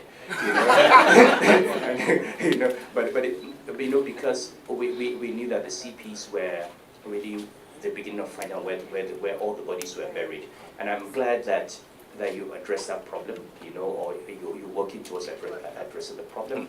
I'm very happy to see what to do with the foreign exchange market. Until we get that right, we're going to have major issues. And I think people just don't understand that if you don't get the transparency in forex, if you don't, if you create arbitrage opportunities, you simply move all the business away from transactions tied to goods and services to speculative activity. And you know, and I've said this before, you create a situation where speculation becomes profitable, and you're surprised that the real economy has become unattractive. I mean, you created the situation. It was the result that had to come from that. And I think FMDQ can help in that sense address that. But I'm amazed by what I've seen, and I mean, I like all the videos and the screens. You know, there's a touch of class. I said, this is Ike, you know, and you've done extremely well. But while we're on stories, I think I'll tell one story that nobody knew. When I was being appointed governor of Central Bank, obviously go through a confirmation process. So I called Ura and Coco and said, look, you know, let us not underestimate these senators. You know, somebody can actually write them questions that they don't understand and come and ask me, you know, and I'm not prepared for it. So let's go and anticipate everything. So we went to Ura's flat, and I lay on the couch, and we had Coco and Ura fire off, I think for 2 days, Monday morning to evening, everything from the name of the IMF managing director to the West African Monetary Zone, and so on. And many of these issues around financial markets and the risks at the market, all of them. Now, obviously, the senators didn't ask those questions, but in a sense, the amount of preparation and I had to, because there was already a lot of noise about somebody being from Kano, somebody who read Sharia law, going to, you know, going to be governor, etc. But the amount of preparation that went in, and the breadth of topics covered, actually helped sharpen my thoughts, so that by the time I walked to the CBN on June 3rd, you know, I had even greater clarity on what needed to be done and what should be done. So I'd like to thank you, Coco and Ura, for that. I went back to our various lists, and it was amazing just how many of those line items we ticked one after the other. So I have a whole bunch of questions here about leadership. Leadership in terms of what it takes to conceptualize an idea, what it takes to communicate it, and what it takes to drive change for the betterment of Nigeria. And I will go back to FMDQ as an example. It's been mentioned already, you had to work with SEC, you had to work with the Financial Services Regulation Coordinating Committee, you had to work with the bankers, you had to work with COG, not everybody understood and agreed initially. What is that question mark? What is that drives you in a leadership position to want to go through that pain, through the sacrifice, as they said, to get change to happen? What motivated your leadership of this FMDQ initiative? Because people would say SEC provided the license, but we would never have gotten there without the regulatory and the practical financial and other support that you provided and drove through. I think for me, in general, anyone who has any aspiration to be in any kind of leadership position needs to have a sense of self-worth. I mean, a lot of the problems you have in this country are, there are many people who are ready to be in a position for 4 years and 8 years, have it on their CV that I was X for 4 years or 8 years, and not be able to say what they achieved and what they have done in those years. You know, and I think those are people who don't have any sense of their own self-worth. Now, if you begin from that premise, and if you really, really want to achieve, then the only thing is what are the, who are those that can help me do it, and how can I do it, and basically continue. It was clear to me, and I think people who were close to me like I knew, that the moment I walked into the central bank, I made up my mind I was going to be there for 1 term. And Sarah knows this. I was very clear that I had 5 years. It was very clear that I was going in at a very bad time because of all the crisis. But I also knew that if you really worked hard, you could achieve so much in 5 years. You didn't need 10 years to deliver on that. But we needed people. And just like I said about the competence of central bank, I think I was also fortunate in the quality of people we had left in the banking industry after we'd done all the cleanup. The quality of the bankers, their willingness, their commitment, their passion, and their desire, and their sense of self-worth, because everybody wanted the Nigerian financial system to clean up its image and be a benchmark. And I think that ambition and that commitment was important. You had bank CEOs who were running their banks, but who put in about the same number of hours they did running their banks, into this whole process that was for the industry. And I think we all agreed among ourselves that, look, anybody can achieve anything if you really don't care who takes the credit for it. So people were more interested in what the outcome was. And there was a whole interconnected, I think that process, working with the banks, working with the regulators, gave us a unifying vision. So in everything, we had environmental considerations, we had gender considerations. I was actually, as I was saying earlier, I was elected an honorary woman. For somebody said for what I did 4 women, someone said for what I did 2 women, and somebody, but at the end of the day, it was all about,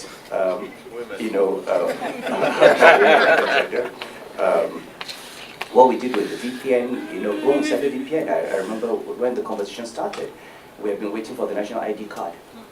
And everybody was working on their own unique customer ID. And out of nowhere, in the Bankers Committee retreat, somebody said, well, look, why don't we just have unique ID for everybody in the industry? It had never been done anywhere.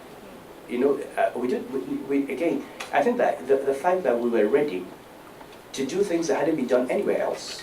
When we did this unique ID that we have in Nigeria, I don't know about now, but at the time we did it, no country in the world had it, where you would come with your biometric ID, and whatever touch point it was, the banks, the microfinance institutions, everybody had access, using NIPS, and it was amazing. And what we can achieve in terms of customer referencing, credit bureau, security, fraud detection, the potentials, are just enormous. And I think we haven't even taken advantage of 10% of what that unique ID can do. So I think just being able to have a clear vision and get people to buy into it, but also having the flexibility to listen to superior argument and understand that you do not know it all. And obviously, there are things that I felt I knew, and if I felt I knew them, I didn't listen to anyone on them, But there are many things I also knew I didn't know, and I was ready to, so if people try, in my field, as look, I know this, I know what I'm doing here, but many things like financial markets, I had never worked in treasury, so the details of, I left to Sarah and to financial markets. All I said was, look, if it works, we all take the credit. Okay, if you mess up, Sarah, it wasn't my field. The same with operations. So when I say Sarah said, come and negotiate with me, she knew that at the end of the day, there would be nothing like what was director of financial markets, if anything came out of her.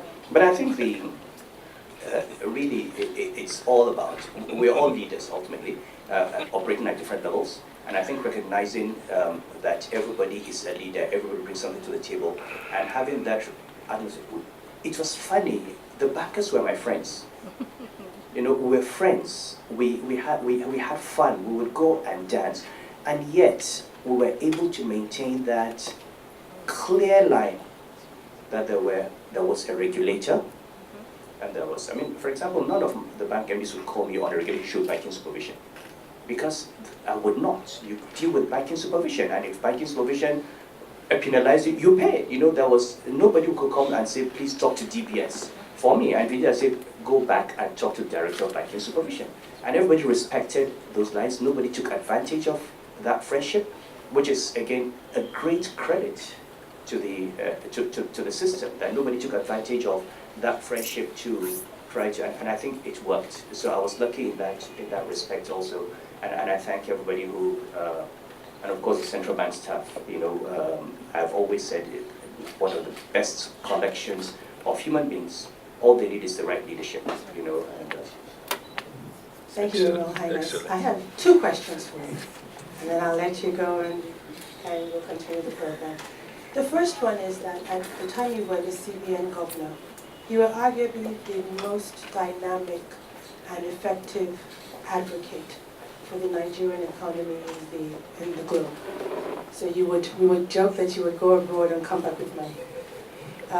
Today, FMDQ has as one of its objectives to be an ambassador for the financial markets globally. What are those elements, those traits, those characteristics that make you a credible ambassador for the Nigerian economy globally? Okay, I think my collaborator on this has just left her seat, Bola Adeshola. I learned how to be an ambassador for this country as Chief Risk Officer of First Bank when we started going out on international road shows. And all our consultants. And we would go at that time with Bola, who was head of corporate banking. So the two of us represented First Bank. And we'd go, I remember on one trip we went to 6 European countries in 5 days, you know, just moving. And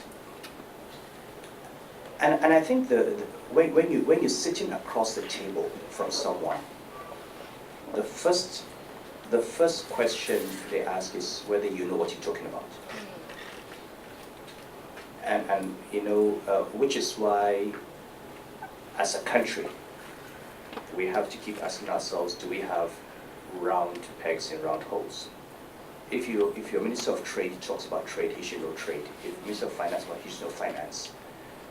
If you send someone abroad to discuss infrastructure, discuss the power sector, they should know that sector. If they don't know it, they should please make it.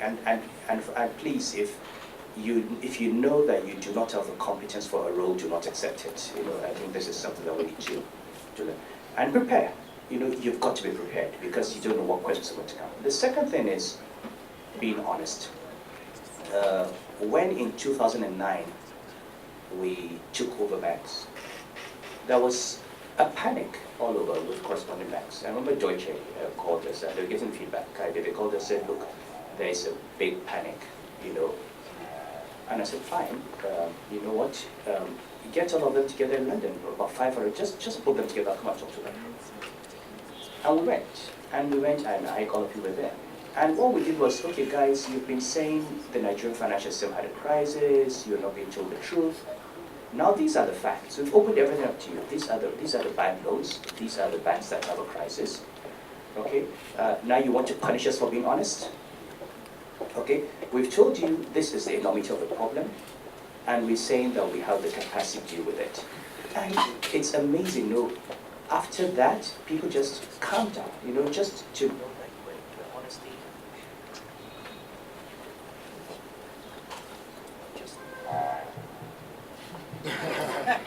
Hello. Okay.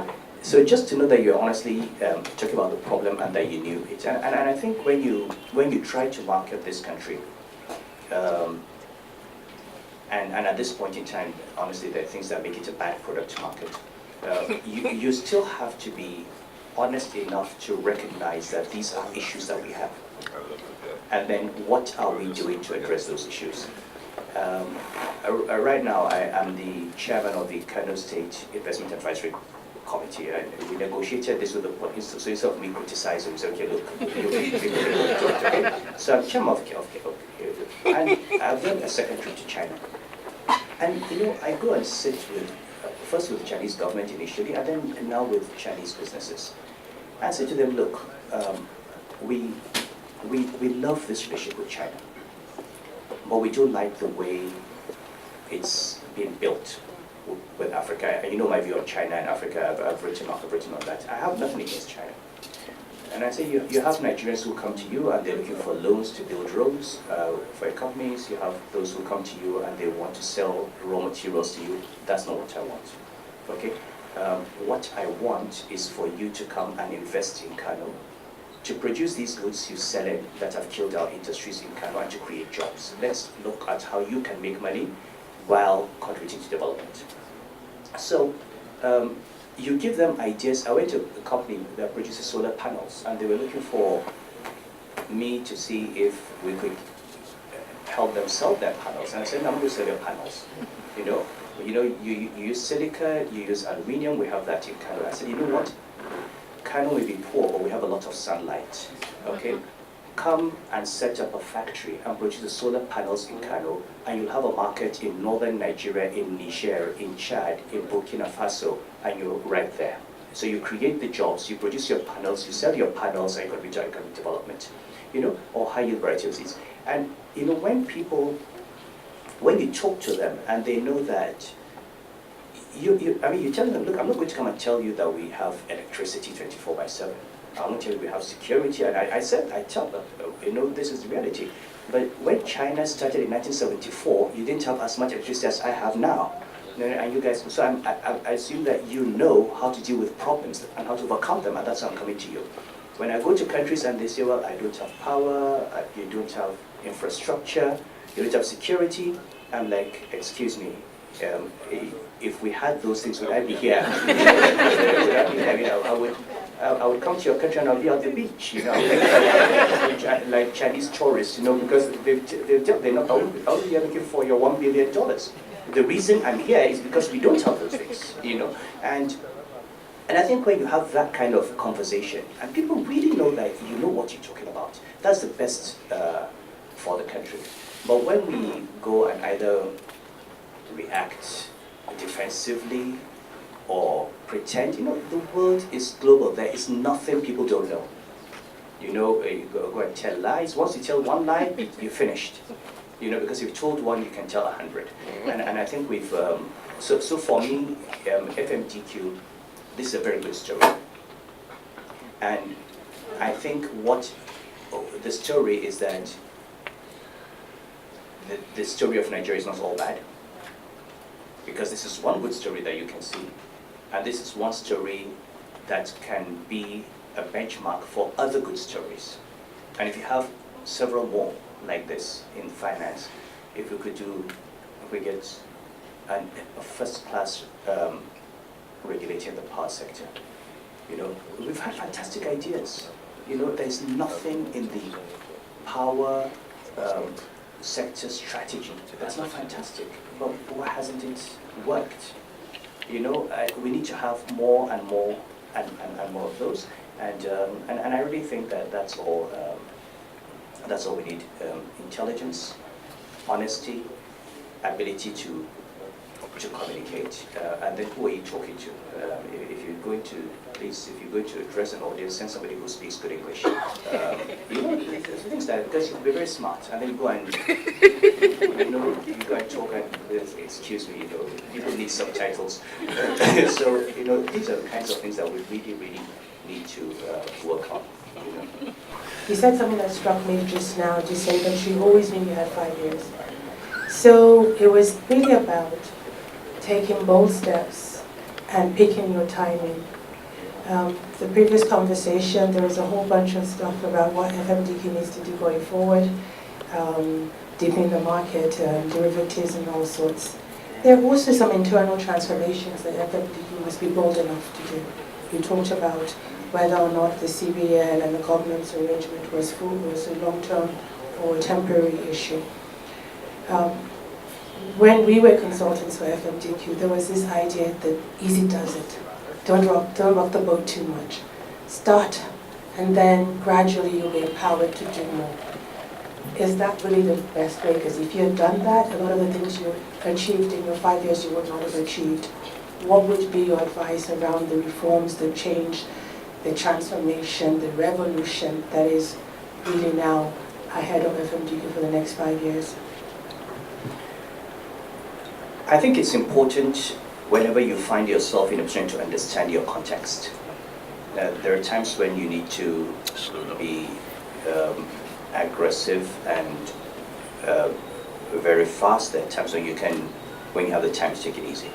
There are times when, yes, the best thing is to take the bull by the horn, as it were.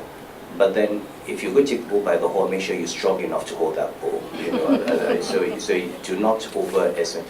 The great thing about the central bank was that, in terms of the act, the CBN Act and Bofia, it gave the governor a lot of leeway to do things. And look, when we started with given the enormity of the crisis I faced, before I appointed financial consultants, Sarah knows, we appointed lawyers. And I basically said to the lawyers two things. First, I want you to make sure that every single thing the central bank does is in line with the law. I do not want anything to be overturned by the courts. So you are responsible for that, okay? So you've got to, basically, you have the last word. If you say don't do it, we'll not do it. But second, I want to know every single power I have, because I want to use it 100%. Okay, because I had a crisis and I needed to, can I remove a bank MD? Under what circumstances? You know, can I take over a bank? Can I sack a board? Can I change management? You know, so they went into warfare, so we all knew exactly what we could do and what conditions, what terms. So if we had, and there were situations where it was very clear to us that we could not save those institutions and leave the persons in place.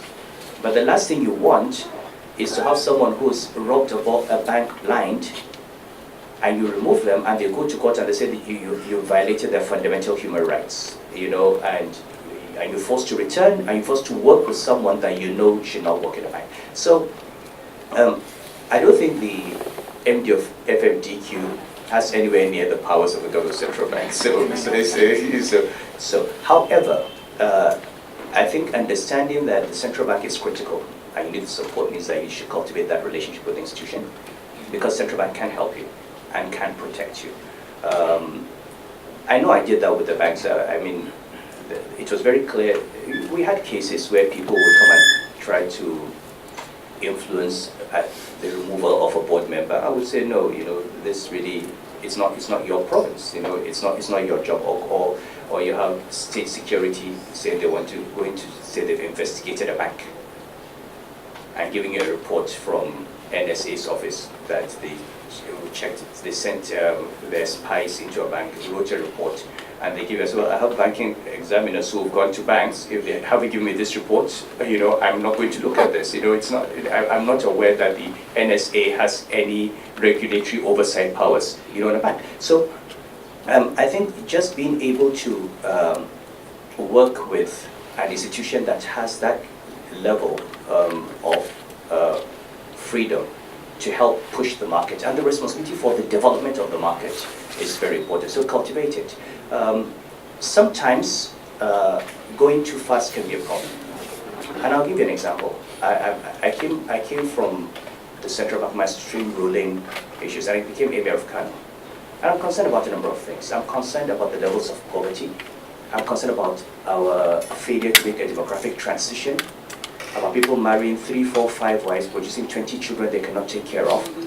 You know, having them, I can take care of my children. You know, having them on the streets, not going to school, having malnutrition, you know, and basically in an environment where you've got many unemployed youth, you've got very high dependency ratio. And of course, to explain to you that you will not address this issue of development until you address the issue of the population transition. And so we tried to force through reforms of Muslim family law.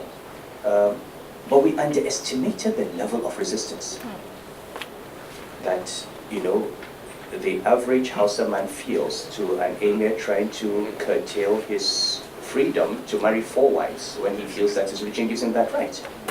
And it's so difficult to explain to people that the right to marry and the right to procreate is not the right to starve and the right to produce illiterates. You know, you have to have you have to be able to take responsibility for the children that you produce.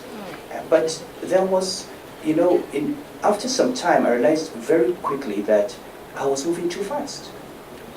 And things that may seem very clear to you and very obvious do not. So now we've moved back and said, okay, you know what? Let's focus on the single silver bullet that no one can argue with, which will achieve the same results, which is keep focusing on educating the girl child. Okay? Keep pushing, make that the topic. Have girls remain in school until they're 18, 19. Once a girl is 18, finishes secondary school, she knows about contraception, she knows about family planning, she's more likely to resist you marrying a second wife and a third wife. If she's working, no, seriously, if she's working, she knows the opportunity cost of having a baby every year. So she's not going to have 8 babies, you know, while she's in a working career. So it's more long-term, it's smaller steps, but it probably is going to be a far surer way of achieving the population transition than changing the law. Because you can change the law, all it takes is for 2 imams to stand up on the pulpit and say this law is un-Islamic. And people to feel they do not have to obey it. You know, and the truth is other Muslim countries have done it, other Muslim scholars have done it, so we've got to go through the process of bringing Egyptians and Tunisians and Algerians and Moroccans who are scholars to come and talk to our scholars and explain to them that, look, we're Muslim countries, but your population is simply getting out of sync. All the issues we have, from Fulani farmers clashes to Boko Haram, all of that has to do with the population of Nigeria in 1960 was 45 million. Today it's about 200 million. Half of that population is under 20. Why wouldn't you have a crisis? You know? And if you continue producing these children, you know, without any kind of regulation or control, by predictions are we're going to be 400 million by 2060. The land area has not increased. We've had desertification, we've had desalination, we've had erosion. You know, we've had a reduction in water resources. You're basically setting up the country, you know, for implosion. So we've got to deal with demography. We've got to deal, even as we deal with financial markets. But one question you haven't asked, which I will answer, is, when are we going to start seeing a very clear transition in the balance sheet of banks with more and more long-term funding on the balance sheet? Because that is the key. And that's what I hope FMDQ, you've done the UBA bond. We need to, I mean, if you look at a typical European bank, 70% of its balance sheet is bonds. Maybe 10% current and savings accounts, maybe 10% equity. We need to have that, because of the maturity transformation risks are too high. And so long as those risks are there, there's a limit on what the central bank will do giving intervention funds. Central bank cannot do it. Okay, the banking industry has to, and FMDQ, you have to find a way of basically transforming these savings from current account balances into long-term investments in bonds that would allow the banks to then finance power, to finance infrastructure, to finance, and even some of the, what we see as short-term, education. Building schools, teacher training is a long-term process. You know, you talk about out-of-school children, it will cost you X amount to train a child, but you know, it's not about putting a child in school in year 1. Educating a child is from primary 1 to end of his secondary education. You think about 12-year, it's a 12-year project. So we need long-term money even into education, you know, into the scholarships, because that is how you have development, you know. And so that's my question. When will this be a major project for FMDQ, and how long would it take? Thank you so much, Amir. This really is a wonderful segue to my closing comment to you, which is that you've been speaking about social issues, education you've touched on, and FMDQ now has its committees set up in the capital markets committees and subcommittees, one focused on the real economy and making an impact. As parting thoughts to FMDQ, in the next 5 years, where are those areas where you would like to see them really touch the lives of the Nigerian people in a concrete manner? Okay, Nigeria, as far as the economy is concerned, is not one country. And I think this is where we must begin. If you look at poverty numbers, you look at the MPIs, okay, the multidimensional poverty index. The incidence of poverty in Lagos State is 8.5%. 8.5. In Zamfara, it is 91%. If you take averages, it's 20% in the southwest, 80% in the northwest. Almost about 76% in the northeast. Okay, now this is where you've got the largest populations. You've got millions and millions, and this is about, look, in Kano, today, I don't know how many people know this, in Kano, 58% of the children under 5 suffer from chronic malnutrition. 58. 17% have acute malnutrition. 48% of the women of reproductive age in Kano are anemic from iron deficiency. So you've got these high maternal mortality rates, high infant mortality rates that are tied to nutrition. And then you've got all these other issues tied to the lack of education for girl child, you know, because of the rates of dropouts. You've got early marriages, unregulated polygyny, and you're just producing these children. We're in a classic Malthusian situation where people are dying, and they do it's just Malthus. It's just that the population is simply one that cannot be supported by the resources available. So they die of malnutrition, they die of lack of health care, they die of violence, and so on. So I think for us to really look at development, and I said this with African Development Bank when I went up, I said, look, if you come to Nigeria with money, and you come to Lagos, you can invest in light rail, in overhead bridges, underpasses, and so on. If you come to Kano, please invest in education and healthcare. Lagos has dealt with these issues. We've not dealt with these issues. So understanding that. And I think for FMDQ, if you really are interested in development, you've got to broaden your scope beyond what is this visible hard infrastructure. You know, we've got these cities looking like Dubai. You go to kind of beautiful, you know, dual carriage roads. And then what happens? You have more people walking on the roads than cars. And most of those people are invariably uneducated, jobless, just hanging around. You know, I can fly into Kano on a Monday at 10 o'clock at the airport when children should be in school. And they're all out on the streets welcoming me. Now those children are going to be young adults in the next 15 years. And one day they're going to say, you know, for 15 years I've been here welcoming you from the airport. You know, now I'm going to start stoning you. You know, so I think I like the idea of your green bonds and all that. I think, how do you raise finance, for example, to build high quality schools, to train teachers? How do you raise finance? Look, we still, RATEF, basically nutritious food, we import. We have every single thing you need to produce it, but we import.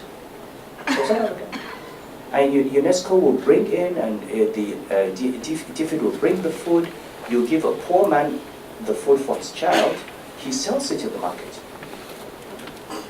When you can use local materials to provide this nutritious food. So I think putting your really thinking what is development, and development is about the bottom of the pyramid. I think for many of us, we think of development in terms of our lives. You want these beautiful roads, you want these aircraft, you want these airports, you want these deep sea ports. For 90% of the people out there in some parts of the country, you're talking about how do you save the life of a child and just give him nutrition? How do you give him a life chance by giving him an education? And many of the issues we complain about, okay, have to do with ignoring that. I complained a lot about people not sending their daughters to school. I became Emir. I would go to a village and there's no school. So how does he send his daughter to school? How? Or there is a school, and I don't know how many of you know, but only 20% of the children who finish primary education in government schools in the north can read and write. They spend 5, 7 years, 6 years in primary school. They can't read and write. So if you're a villager, your daughter spends 6 years in school, she can't read and write. There's no secondary school. She's sitting at home doing nothing. She's 13, 14. You marry her off to the next man who comes to marry her. Because the last thing you want is then for her to come back pregnant and for you to have a stigma and be seen as the father of a single mother and be ostracized in the village. So we deal with this thing as if it's a demand problem. It's not a cultural problem, it's a supply problem. We need a massive investment in schools, in teachers, in scholarships for the poor. And then we can get to a point where when they have finished their schooling, when they've started working, they can now afford to send their children to private schools. And then we can move to a legal situation where 60% of the schools are private because the demand is there. But I think we've been blaming the victim for too long, treating this issue of education as some people just don't want to educate. They want to educate their daughters, but where is the education? The supply is not there. And when I say supply, I mean supply at the right price. And that's where capital needs to go in. That's where funding needs to go in. So for me, these are the two issues. We need to create jobs, we need to invest in education, and then we need to do a demographic transition. And look, if we do that, there is absolutely no reason why this country will not be another miracle in the next 20, 30 years.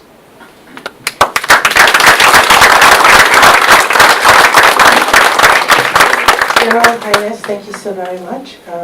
We always expected that we would hear nuggets of wisdom from you. You'll fire us up for the next journey ahead, and you're not disappointed. Wish you all the best. Thank you. Thanks, Ruth.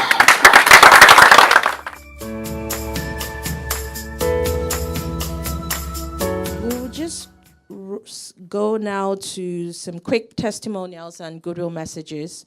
I'd like to call Mr. Sam Ucheho on behalf of FMDA to say some words. Thank you.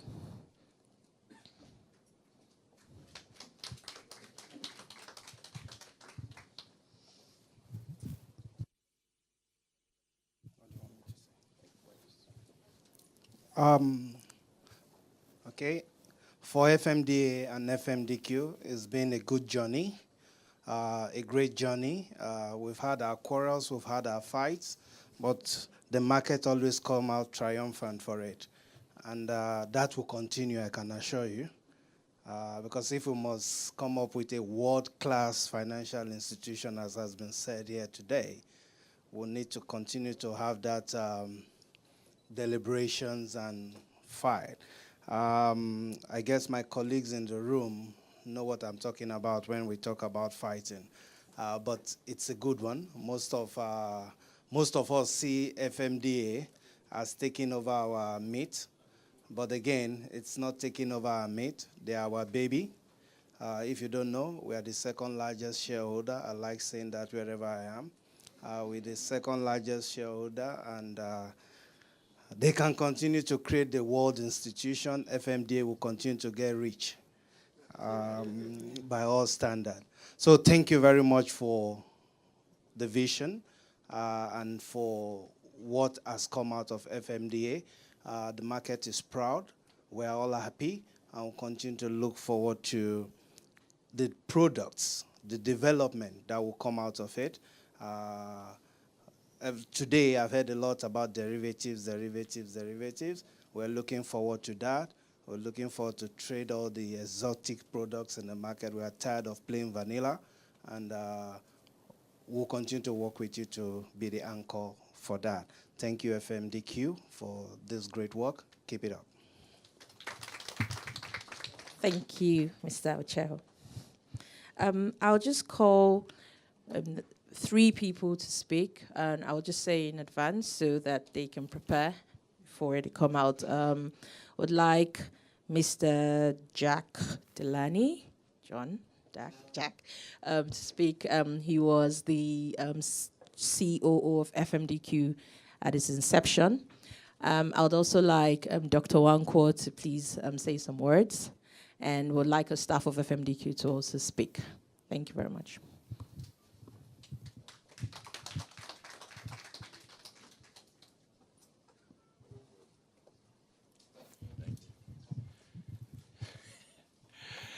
Thank you very much for your attention, and I have to begin by saying thank you very much to the board of FMDQ for inviting me back. It has been my pleasure to have witnessed the growth, actually the beginning and the growth of the market in Nigeria. I first came to Nigeria in 2005.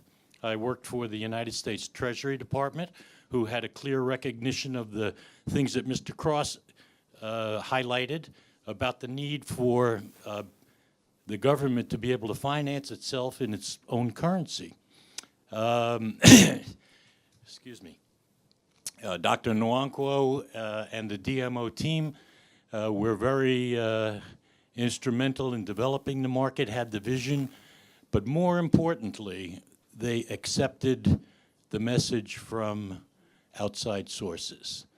That's not always an easy thing to do, but I would also commend the bankers of Nigeria for their willingness to accept the message and to strive to develop the market. It's been an incredible success, an incredible journey. And finally, I would like to compliment Coco for his vision. FMDQ is really, as far as I see it, was the vision of Coco. And I was very happy to be able to participate and to lend some support. So I wish you all the best in the future. Thank you very much for having me. Thank you, Jack, and thanks for coming back. I'd like to call Dr. Wankwo, and permit me to say I forgot to invite one person who has been very instrumental to the development in FMDQ as well, Mr. Bolaji Balogun, who please say some words as well. Thank you. Thank you, sir. Your Royal Majesty, the chairman and board members of FMDQ, the chief executive team, and other staff of FMDQ. Thank you very much for inviting me to this occasion.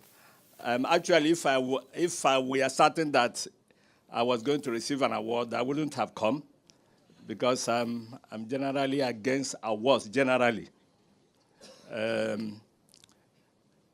Except that if it were coming from FMDQ, you would make an exception.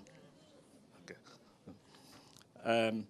I'm not good at remembering what happened in the past, what work was done, except I go back and look at the file and read the records. But I can only remember what the result is.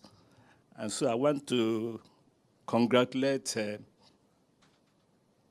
Coco, the management and staff of FMDQ for the great job they're doing.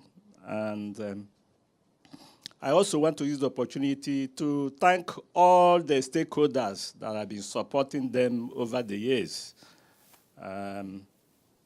Certainly, FMDQ is a unique institution, and that has been said by a good number of speakers here today, the important thing about them, and that interests me, is the fact that they give some hope that it is possible to have Sussex, real Sussex, in this geography, which is a rare commodity. Resources is a rare commodity in this geography. And so we are all inspired, and particularly for those coming behind us, for the children and grandchildren, so that they don't lose hope completely that it is impossible to have success in this geography.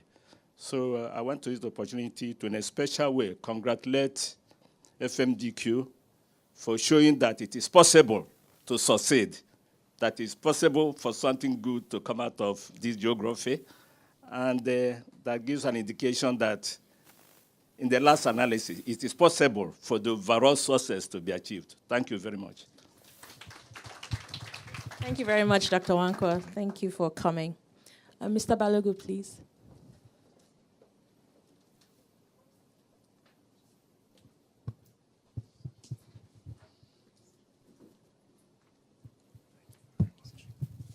Your Royal Majesty, the Emir of Kano, distinguished invited guests, ladies and gentlemen, let me start by congratulating FMDQ on its 5th anniversary. Let me commend the remarkable journey of achievement that it has had, but allow me to set a challenge over the next 5 years. I'm indeed, pleased that His Royal Majesty is here. And I want to place on record that His Royal Majesty was probably the first governor of Nigeria's central bank who had an agenda for one financial markets. When I look around the room today, it's not a good thing that I'm the only non-bank in the room. I very much believe that Nigeria's financial markets are all about the money markets and the capital markets.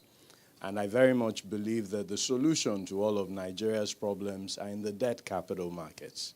That therefore requires all of us, all participants involved in the market, to be part and parcel of that agenda. I know very much that the board of FMDQ, pushed by Coco, is very committed to ensuring that we deliver on that agenda.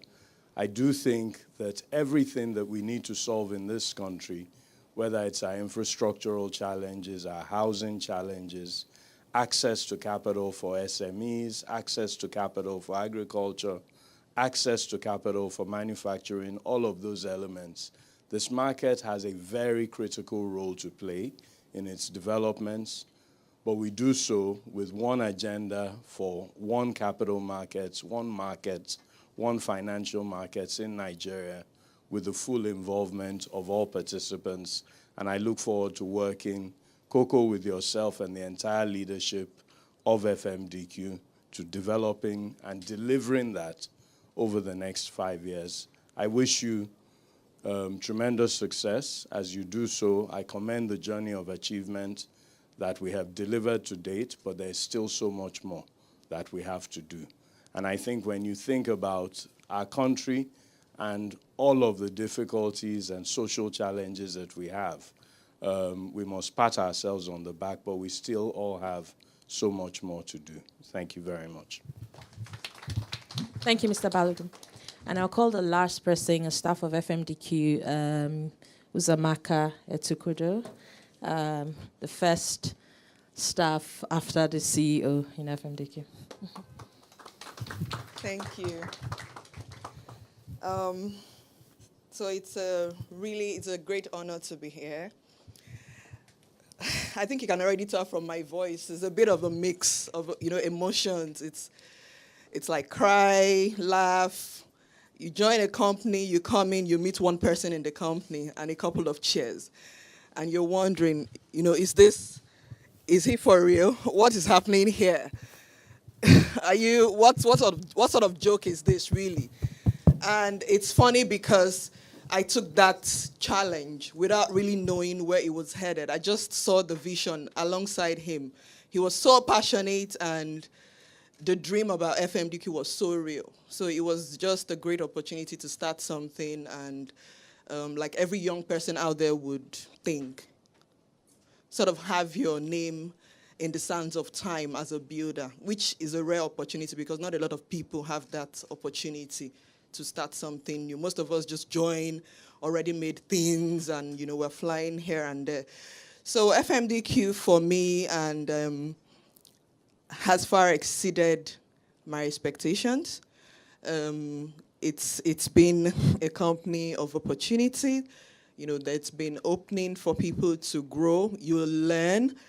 No 2 days are the same. Mixed emotions, like I said, it's been really tough. I must say, extremely tough.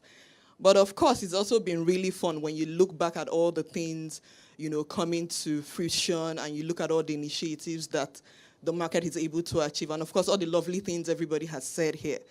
So I'm very proud to be here, and like everyone would say, it's my baby. Yeah, it's really my baby, and I'm just as excited as a good mother would be to watch it grow and to keep growing. Thank you very much.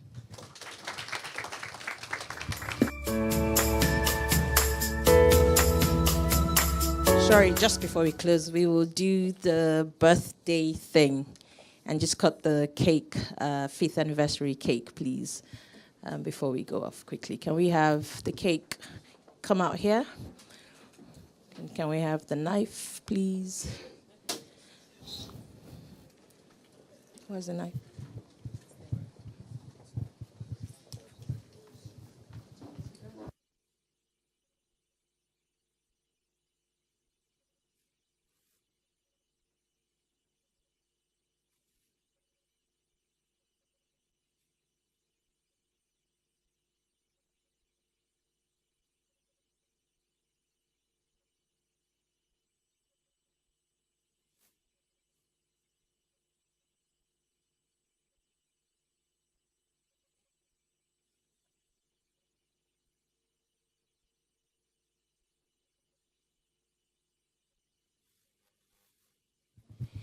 Please, may I just invite our special guest to do the honors of cutting our cake, please? Thank you kindly.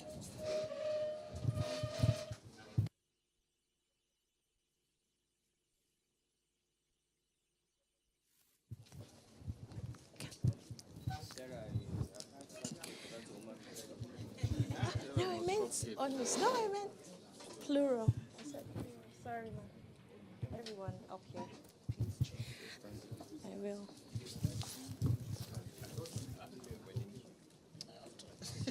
Where do I cut?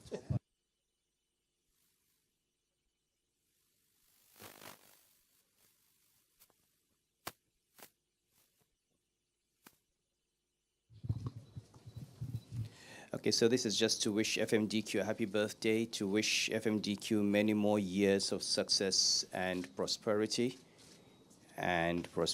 for our country. So we'll cut this cake. Sarah, please join me. I can still order her because she's my deputy governor. So at the count of 3, 1, 2, 3. Huh? Okay, EXCO members been invited for a picture. Thank you.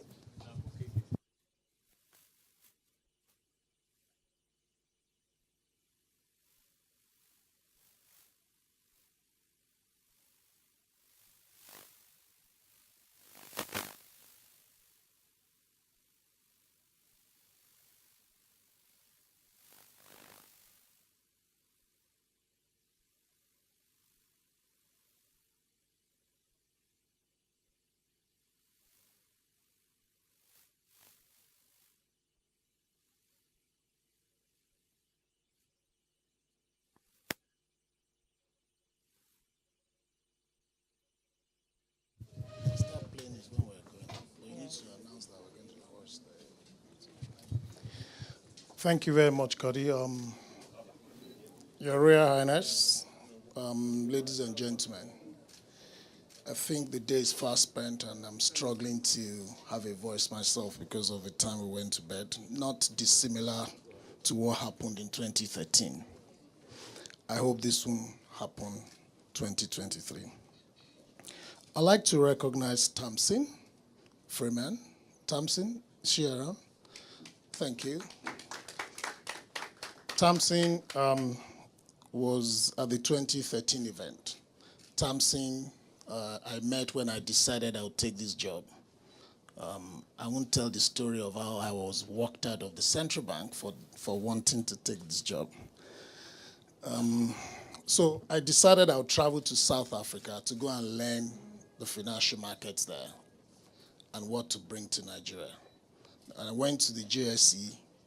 Tamsin was the lady that the CEO asked to engage with me, and we spent hours together. Thank you, Tamsin.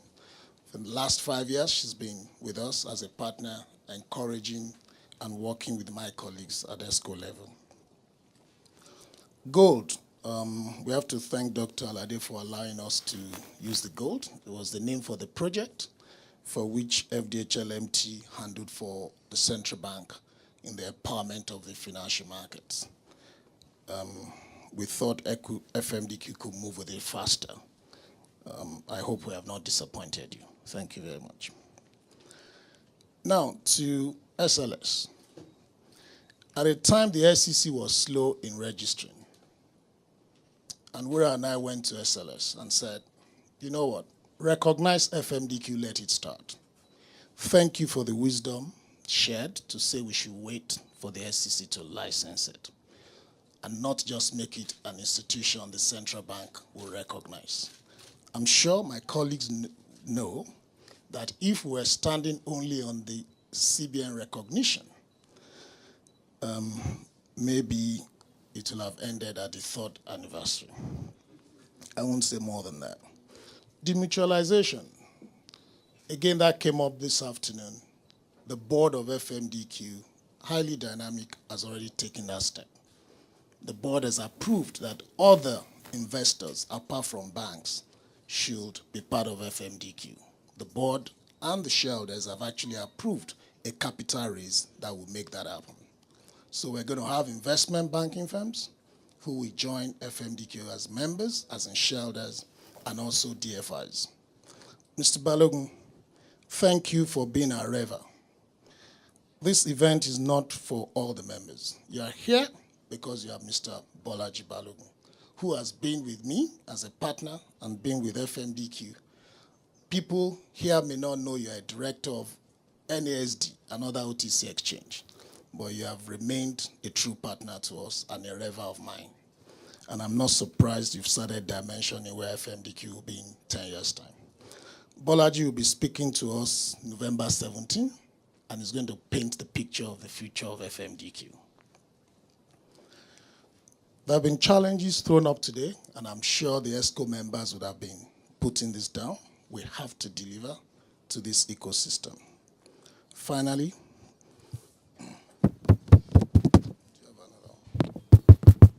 is it bad? Finally, I would like to end with the stakeholders. First, with the SEC. To FMDQ, the SEC is more than a regulator. Apart from registering, the SEC allowed FMDQ to evolve. In actual fact, the ESCO members and the senior staff, anytime you travel out of FMDQ, a week by the time you come back, something major is being considered and it's a major initiative.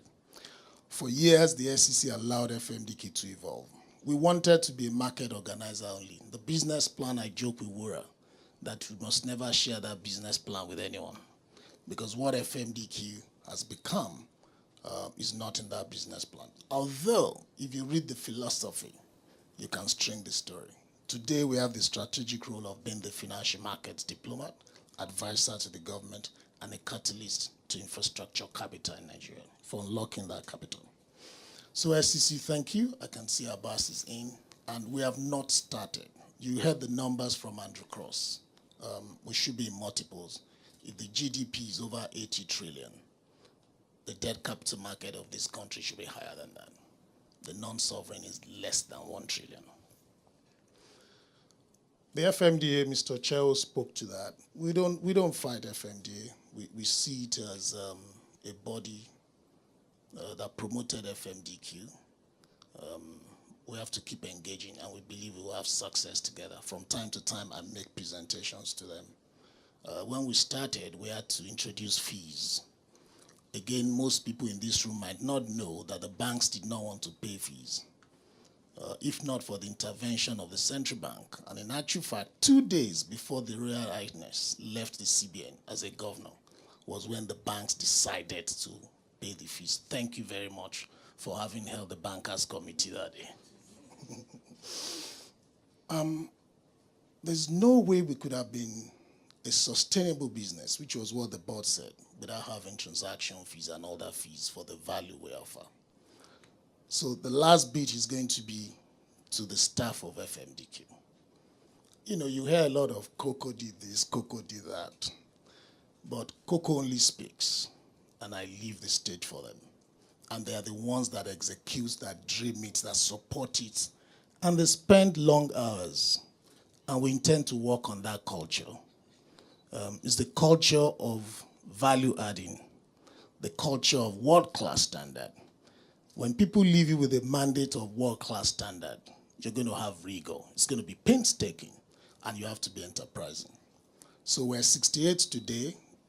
Uzo Amaka was the first one. Thank you for coming on board. That probably encouraged others for buying and keying into that vision. But next year, we're going to define our new vision for the new 5-year strategic plan. It's going to be more audacious. I'm glad all of you listened to the challenges that have been thrown, and we've accepted on your behalf. I have accepted, and I believe we'll deliver, and I assure you we'll address the work-life balance. I think about how many ladies working here? Out of the 68. About 30 or 40 young ladies, Your Royal Highness. We will address it to ensure that, you know, it's not just about work. On Friday, November 9, we're going to have the Gold Awards for the first time. Hopefully, if there's any energy left, there'll be a bit of entertainment. We'll have all the members in the ecosystem. Clients, corporate will be in that room that day to have the maiden FMDQ Gold Awards. I look forward to seeing all of you there. Royal Highness, thank you very much. Dr. Alade, the story people do not know was after I took on this job, I was going to leave because the 4 bank MDs called me and said they will shut down FMDQ. I assumed duty August 1. August 5, a bank MD called me and said, we will kill FMDQ. And I wondered what was the issue. I went to Dr. Alade to tell her I wanted to go back to my company because nobody wanted to burn the company or raise it. And she said, you have to be patient. This is change. And I think the MI spoke to that as well. You can't run too fast. They are the owners, but they did not envisage in any way because they didn't have the vision. Thank you for the encouragement. I refer to you as my mother, but when I'm talking to you on the phone, I use darling, and the Highness is always wondering what sort of mother-son relationship we have. To the vice chairman who is representing the chairman, he was my boss. He hired me into Citibank. An interesting relationship. For your boss to then become your friend and become your supporter. He's threatened not to come to the Friday event. And I reminded him, do you know how many times in Citibank we talked about OTC awards? Mr. Aku, I'm sure you'll be there. Ladies and gentlemen, thank you very much. I'm not sure what can come out anymore. I'm struggling. Thank you very much.